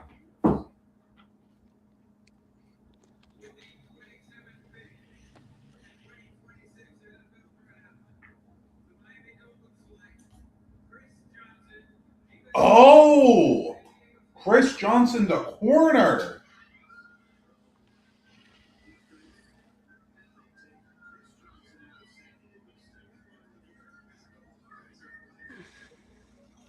Wow. Hmm. I mean, it's a good player, but I don't think you needed to. Maybe you got intel, man. I mean, Buffalo wanting DBs not surprising, Right. But but McCoy and Hood are on the board. yeah, Chris Johnson going before Hood and McCoy is shocking. That is. McCoy's getting the Will Johnson treatment. Which means that a team could get a steal here, for sure. Did Buffalo trade again? It looks like Kansas City. Yeah, Kansas City Buffalo traded to New England. Our trade over hit, brother. Oh yeah, I think that's trade 6 now.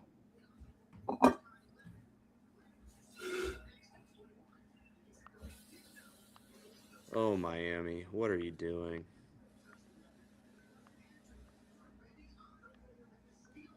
Caden Proctor at 12 and Chris Johnson at 27. That is not good.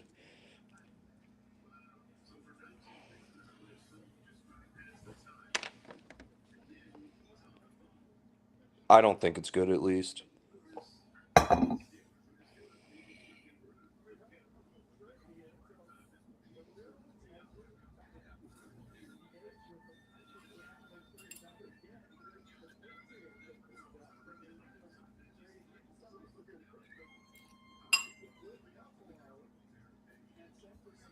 Who's New England trading up for? A receiver, I think. Boston or Cooper? Or are they But banking they're on going to trade for A.J. Brown. Then are you going TJ Parker? Caden McDonald.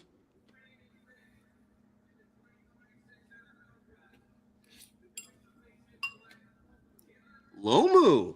Oh, going up getting your tackle in front of Kansas City. Smart. Yeah. Dude, Caleb Lomu's tiny. He's got to gain some weight pronto.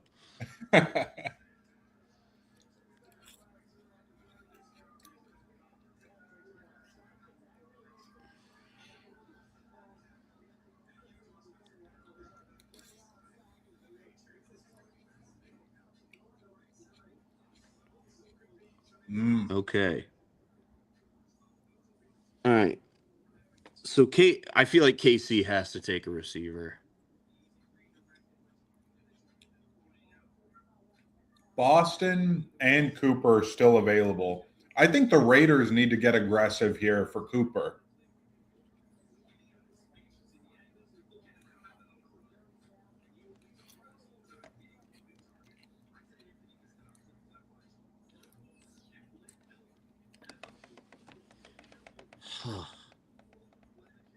Wow.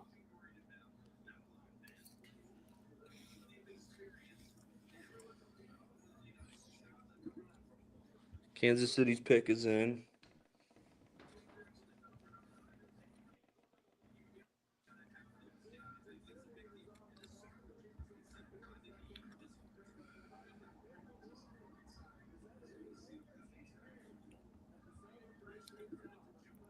They should go receiver here, I think. But I could see Zion Young here. Get a pass rusher in there. Let's see.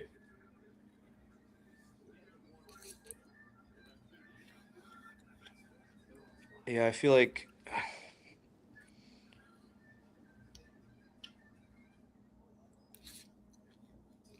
Yeah, I don't know.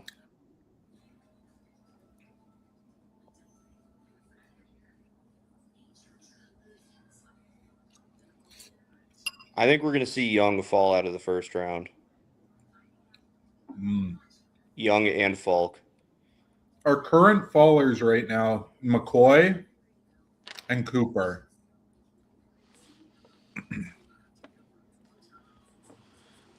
And Messidor. But Messidor was kind of a fall because Bain fell. Or no, Right. Messidor went. Messidor went to the Chargers. Yeah, that's true. Yeah.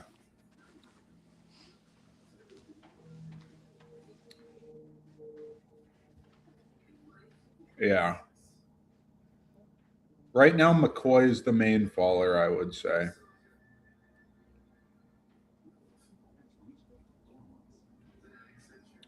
McCoy and the receivers.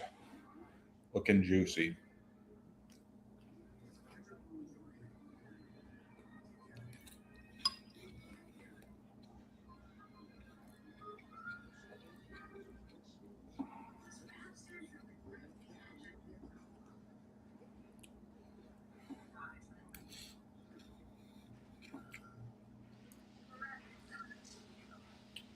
I think the Steelers got a little screwed by the circumstances.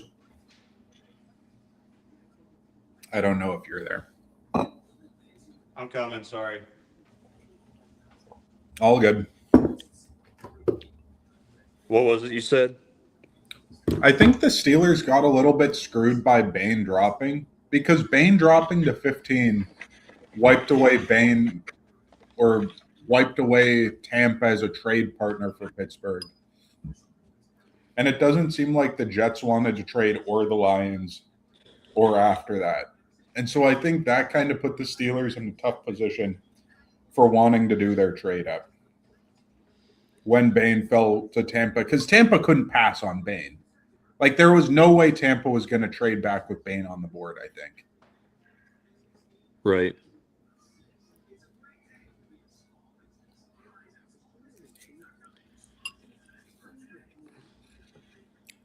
I feel like Casey will probably take Boston.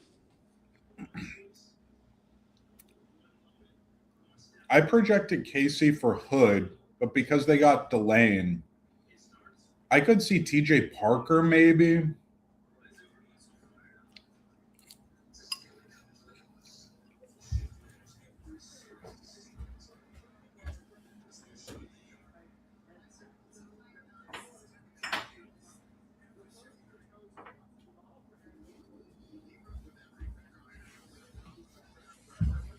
Something I want to check in on with you.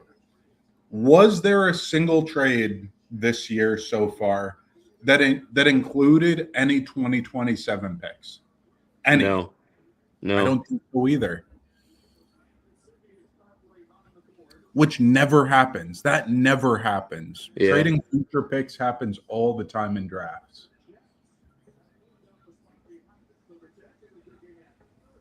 Whoa, the Jets traded up to 30. Oh. They could What be if the going Jets for still Peter. get Omar Cooper Jr.?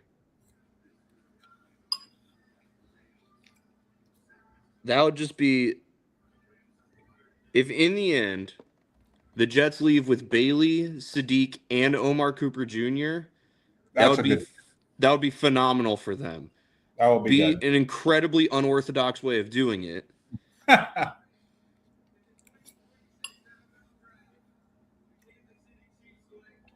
Peter Woods. Oh. Everybody wearing white but him. Interesting. I don't know how I feel about Woods being your Chris Jones replacement, I guess, as a pass rushing inside outside D tackle, I guess.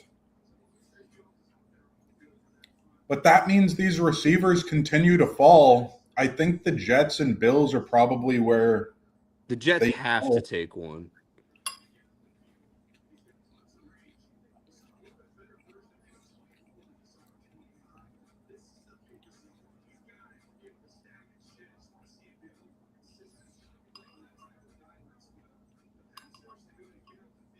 San Francisco, another team that traded twice. Uh-huh.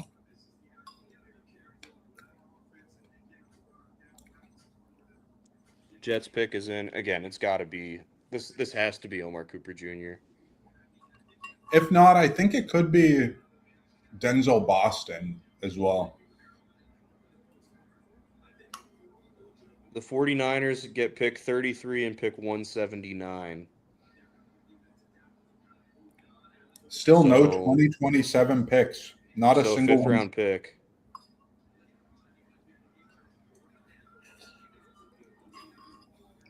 So is that trade number 6? 6 or maybe even 7. Yeah.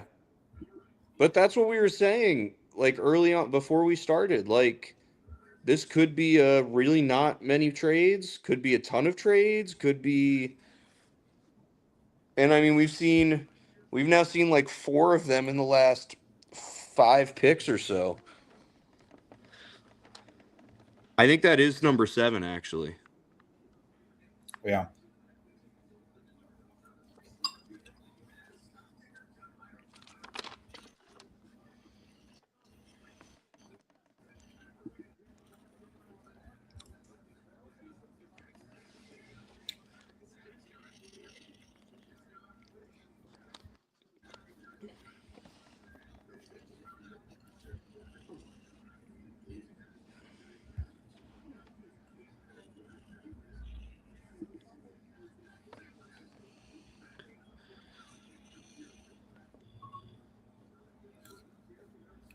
Well, we blew the trades over out of the water. And now it'll be, does the wide receiver one get? We've already had 4. This would be 5.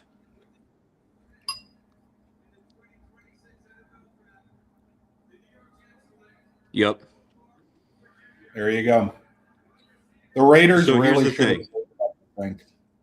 As weird as it was, the Jets had a really really good first round.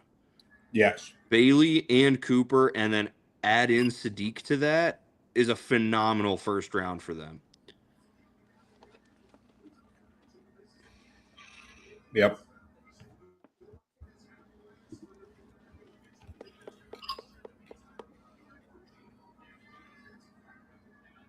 Let's see, does Buffalo trade back again? They could. Man, ESPN has been waiting all night to show the catch against Penn State for Cooper. True.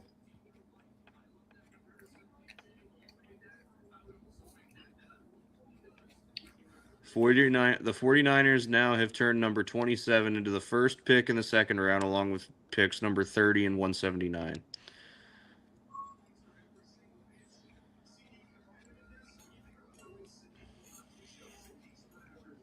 All right. If Buffalo takes Boston, then we hit it. I think Young or Boston, or is there anyone else? Caden McDonald. Hayden McDonald, Emmanuel McNeil Warren, Colton Hood could be Buffalo or Tennessee traded up. With Seattle? No, to the next pick with San Buffalo? Francisco. Was Buffalo or San? Yeah, Buffalo. Tennessee's next up And with there you another took a micro receiver. trade, another one of these mini trades.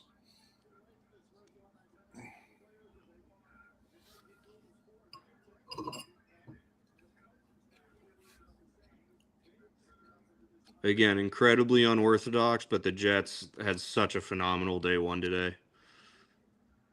Who's Tennessee trading up for, though? They got their receiver already. Maybe it's a corner. Or Keldrick Falk if they want to be weird. I could see Keldrick Falk.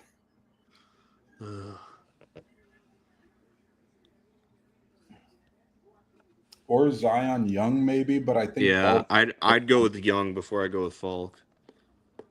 I would too, but I think Falk's more their kind of guy.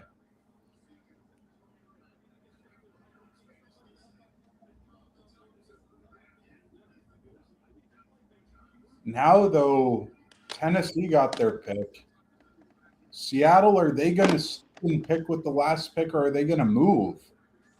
What were the details of this trade? I'm curious. Shouldn't be much. That might be trade 8 or 9. Yeah. There have been like between pick 25 and now there've been like 5 or 6 of them. Yeah.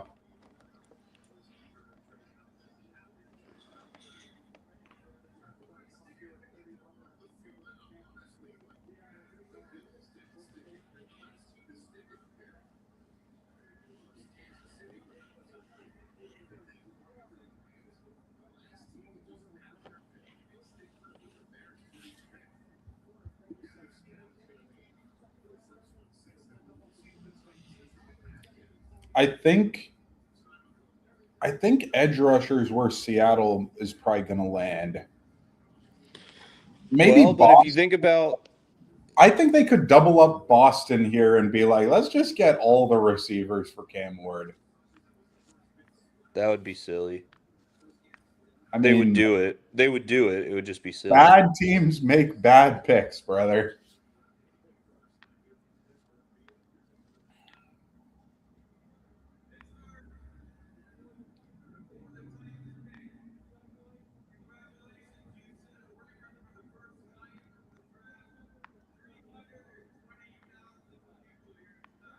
Oh, 320,000 people in Pittsburgh. That's crazy. That's a lot of people. Yeah.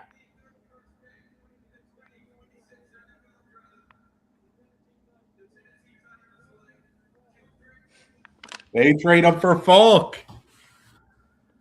They trade up for Falk. Falk's more their kind of edge rusher. Okay. Yeah. And now Seattle, are they going to stick and pick? Because Seattle has a McCoy, man. Right. McCoy. Or Hood. If you want to go safe Hood, if you want to go risky McCoy. Dude, so here's the thing. If Hood and McCoy don't get taken here, I was thinking that Detroit would have to move up to get Cisse tomorrow. They might not. Mm-mm. And Denzel Boston's still here. I think Denzel Boston's on a silver platter for San Francisco for tomorrow. If a team wants Boston, I think you got to trade up here with Seattle. Seattle's taking a bunch of trade calls right now, will be my bet. Oh, for sure. Well, they want to trade back because they only have 4 picks in the draft. Right.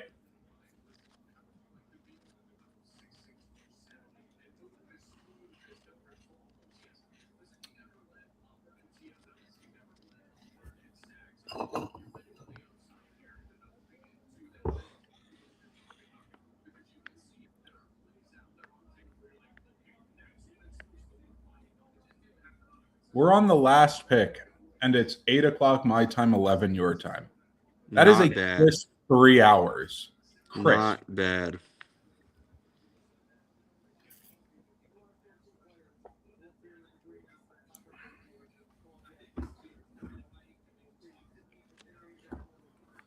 I think Falk's a fine pick with Tennessee as well because they're not trying to win quite yet. I think they're a year or 2 away, and that could be Falk's timeline. Yeah. Seattle, are you trading? Who's the partner? Who's trying to jump San Francisco for one of these corners or the receiver?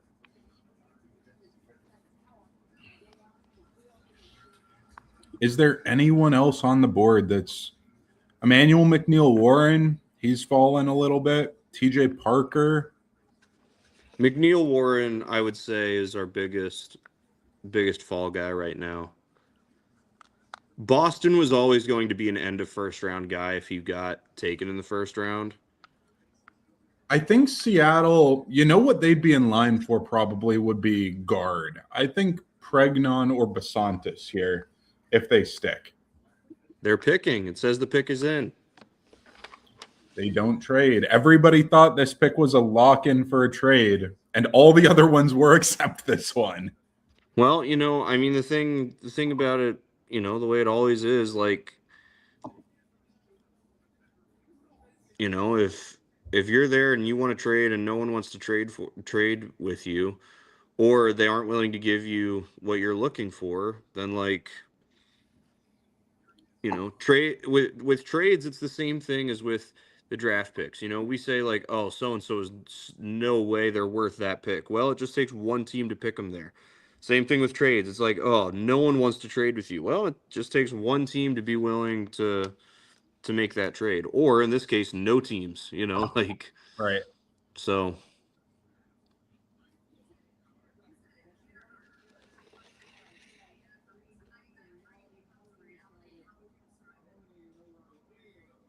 if Basantis doesn't go here, he could be a hot candidate at guard for day 2. And the corners as well. There are a bunch of corners. Let's see what corners are available now going into day 2. Here are the corners that are on the board. McCoy, Hood, Terrell, Cisse, Stukes, Pons, Scott, Abney. Like, that's just a bunch of dudes that I don't think are going to go all in the next 10 picks. You're going to get a good dude late second who can play corner. Yep. Especially if I'm the Steelers, I feel really good getting Keontae Scott or D'Angelo Pons as your slot, as your physical slot. For sure.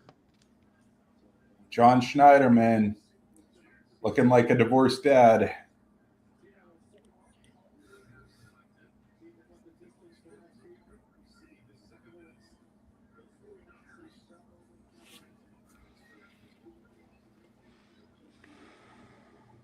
Here it comes.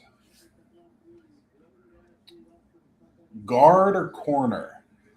Could be a good Hood or McCoy spot. Jadarian Price could be fun, man. Dude, I You was mocking that a while back You and because I love Price. because they lost Walker. I love Price.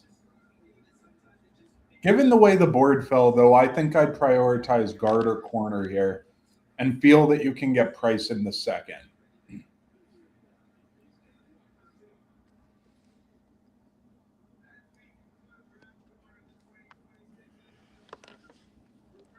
Whew.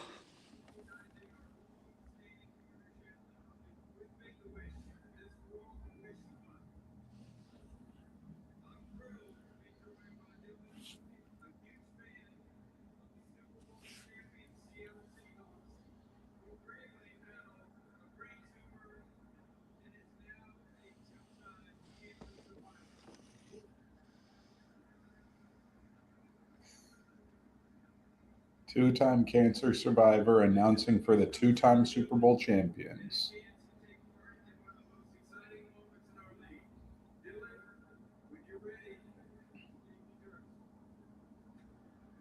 The DAP. What a good DAP.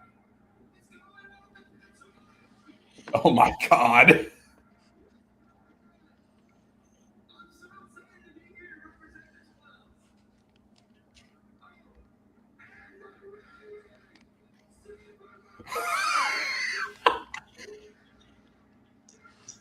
Someone needs to tell him to back away from the mic a little bit.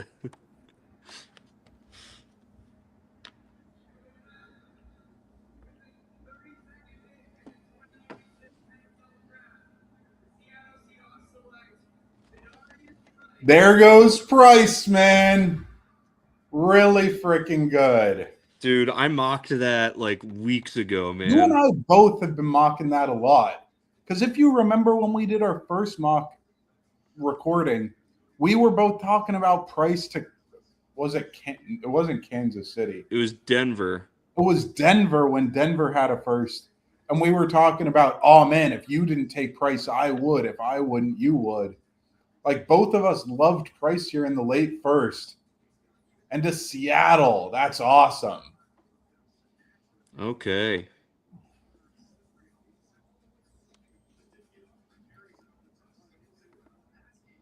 I think So yeah. that concludes round one. That concludes round one. It is late. It is past 11 p.m. here Eastern time, so we will not take too long here. But Nick, after round one, who would you say that was the biggest winner of round one?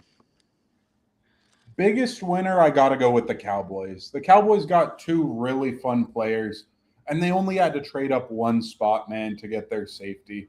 I just think that that's great business. Being able to get two players that you really wanted for really good value for them when they fell to you. Like you just got to feel so good if you're Dallas. Yep. Yeah. No, totally agree there. And I do think about the New York Jets too. You know, like if only having pick 2 and 16, they had walked away with David Bailey and Omar Cooper Jr., we would have said that was a great draft, very wise, you know, not too flashy, but very wise. You get a receiver, you get the edge rusher. Instead, they take Kenyon Sadiq at pick 16, which was a head scratcher for sure. But for them to still then be able to trade back into the end of the first round and get Omar Cooper Jr., in the end, they're leaving with the two guys that we thought these are the good picks to just make them have a very solid draft, and they get the flashy with Kenyon Sadiq as well. And of course, that is also a position of need for them. You know, their tight end play. You know, going into this year, they don't have that premier tight end. So you know, I think you have to put the Jets up. Shockingly, you have to put the Jets up there as well with Dallas for winners of tonight. Nick, who's your biggest loser after round one? Biggest loser got to be the Houston Texans, trading up for Keelan Rutledge in the first. There were no guards or offensive linemen that went after that. And he was mocked in the second into the third round, man, and you traded up for him. The other thing is you trade up for him when there are other quality guards in the same tier. Basantis and Pregnon were both there as well. I just don't get why you make that decision in that spot. I would have preferred a trade back to a trade up for them.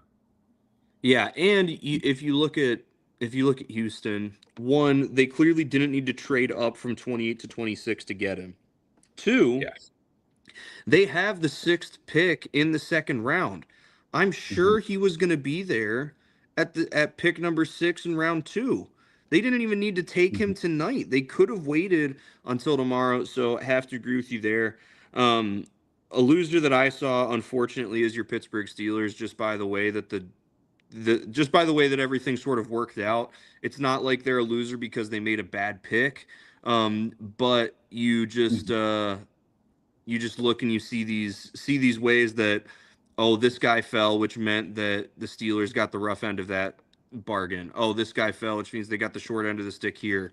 That just kind of all worked out that in the end they get Yanachor, who I'm sure will be, very solid for them once he gets coached up, but obviously was not the best possible outcome that the Steelers were hoping for before round one began this evening. I would also say Jermod McCoy is a loser of the evening. Again, I Mm-hmm. think he's getting the same treatment that we saw Will Johnson get last year, which took him from being potentially a top 10 pick without an injury to ending up being a second rounder to the Arizona Cardinals. And of course, at this point, the earliest we'll see Jermod McCoy go off the board is in the second round. Nick, biggest surprise of round one for you? It's got to be the Rams going with Simpson, man. Like, people thought that Simpson was a borderline first round player that, like, man, the Rams, could they trade up into the back of the first? Like the Cardinals, it feels like the Steelers, are they going to make that pick? To just go raw 13, like, I think they could have traded back 10 slots and still drafted him and gotten draft value. But wow, that's just a decision by the Rams, man. I was shocked. It could easily turn out well down the road, but we're not going to know if this is a good pick for at least 2 years, probably. This Mm-hmm. next year, we're just not going to know. And Yeah. that's crazy for a team that is in their Super Bowl window. That, it just seemed nutty to me. Yeah. No, I totally agree, especially because, they could have. I mean, imagine they take Sadiq or they take Makai Lemon, or even if they take an offensive tackle, like Monroe Freeling, who can learn for a year behind Alaric Jackson and then slide into that after a year. Like, we're talking about how positive the quarterback draft class is going to be next year. They could have made the decision to take a first round quarterback next year. And yeah, no, very surprising. Um, I would say that the number of trades we had was a surprise. There was really no way to gauge how many trades we were going to have. On the one hand, it was, oh, there are all these teams that want to trade back. But at the same time, okay, if you want to trade back, you need to find somebody who wants to trade up, and they need to have in mind who it is that they're trading up for. And that was a really hard sell for us to make. That was a really hard match to get all three of those things to work together. But then we saw there at the end of the first round a lot of trades. Um, we were at like three. I think we were at four trades around the trade after Philadelphia traded. Mhm. And then I think we ended up at 9, maybe 10 total trades. A lot of teams moving back more than once. We saw that happen with teams like Buffalo and San Francisco. So yeah, I was very surprised with the number of trades that we had. I would also say I was surprised with the Caleb Banks selection. Um, I yes, maybe if he's completely healthy with no health concerns, he's the best defensive tackle. But even still, there are definitely people that are in the Caden McDonald camp who ended up falling out of the first round, I might add. So that was a surprise to me, especially with what seemed like such the glaring need for Minnesota at safety and Thieneman sitting there. Um, but yeah, no, I mean the surprise of all surprises was definitely Simpson. Okay, last thing. Who do you view as still the top remaining players going into day two tomorrow? I think it's got to be one of the Tennessee corners specifically. Like, if you would have told me before today, two corners are going to go in the first round and neither of them are going to be Tennessee Volunteers, I would have been shocked. It's literally just Mansour Delane and Chris Johnson, and that's it. I just feel that given the value at the position, especially late in the first round, I think there were tons of teams like a Buffalo, like a 49ers, that I just feel like why not grab one of those good players like a Kansas City? Kansas City, it makes sense because they drafted corner early, but I just was shocked with two corners who I think are quality players dropping all the way out of the first round altogether. I thought the NFL was going to be higher on Hood than this. Yeah, I mean we've talked already about Jermon McCoy, Colton Hood, is in the same breath. I would mention Emmanuel McNeil Warren, who's still available. I Mhm. think we saw with Downs falling and then Thieneman falling, we saw McNeil Warren fall as well. Mhm. So that one was surprising. We mentioned Caden McDonald, Zion Young still available. Mhm. We're gonna see a lot of highly rated corners tomorrow. Mhm. You mentioned it already, but Jermon McCoy, Avion Terrell, Colton Hood, Brandon Cisse, Keontae Scott, Malik Muhammad, D'Angelo Pons, Keith Abney II, Davison Igbinosun. Like the list goes on and on and on of these high caliber corners. Mhm. Um, and it'll be interesting to see how they come off the board. Um, Keldrick Falk left right there at the end of the first round, but even Mhm. still, um, there are guys Zion Young, Cassius Howell, Gabe Jacobs, T.J. Parker, Derek Moore, R. Mason Thomas. Like there are just a lot of guys still. And it's the funny thing about this draft. Very little of the super high caliber, obvious, going to be a great player guys. A Mhm. lot of these will be solid, capable NFL player guys. Mhm. Again, when you're using a first round pick, you're not looking for a solid, capable, going to be a capable NFL player guy. You're looking for that guy who's got the all pro potential. But that said, then when you look at the depth of guys that fit into that category, you're looking all through day two of guys that are going to fit that category, and even some guys on day three that are going to fit that category. And so we're going to see a lot of guys that it'll be the age old thing when it comes to the draft in terms of value related to when you take them. We're going to see a lot of guys get selected tomorrow definitely and early on Saturday that people will be like, oh, people are going to be so excited to have on their team, Mhm. but if you had to take them earlier, you'd be like, I don't know about that, Mhm. and that's just sort of the calling card of this draft. All right, Mhm. Nick, any closing thoughts before we head off? I just feel like looking at the top of the second, like I just see a dozen slam dunk picks here at the top of the second. Like you were saying, it feels like there are a bunch of good contributors just down the board, like Boston, Emmanuel McNeil Warren, Caden McDonald, TJ Parker, Colton Hood, Cassius Howell, Avion Terrell, CJ Allen, Zion Young, Chase Basantis, Jacob Rodriguez, Emmanuel Pregnon. Like, I feel like you can get a dozen deep in the second round here of all dudes who you feel awesome as far as the value, not just the Mm-hmm. dude, but the value where you're getting them in the draft. And that just doesn't happen all that often. Normally, the top of the second, you're like 33, 34, 35, 36. You feel good. And then around like 38, 39 into the 40s, you're like, oh, they're good players. But you don't love the value like you do in the early 30s of like dudes that dropped out of the first. There are a dozen dudes who are slam dunk picks who are going to push down those early second round dudes you thought you were going to get to the late second. Like it's going to be a trickle down of some awesome dudes, I think, in the second round for sure. Definitely. Definitely. Mhm. Well, all right, everybody. Thanks for hanging out and tuning in to this is the second annual first round draft of the NFL draft live show that we've done. Super fun, Nick, as always. Thanks for hanging around. This has been such a good time. And yeah, enjoy the rest of this week. Let us know if you liked what your team did here today, if you're still scratching your head about it, and what your hope is for the rest of the weekend. Let us know in the comments below. And until next time, have a good one, everybody.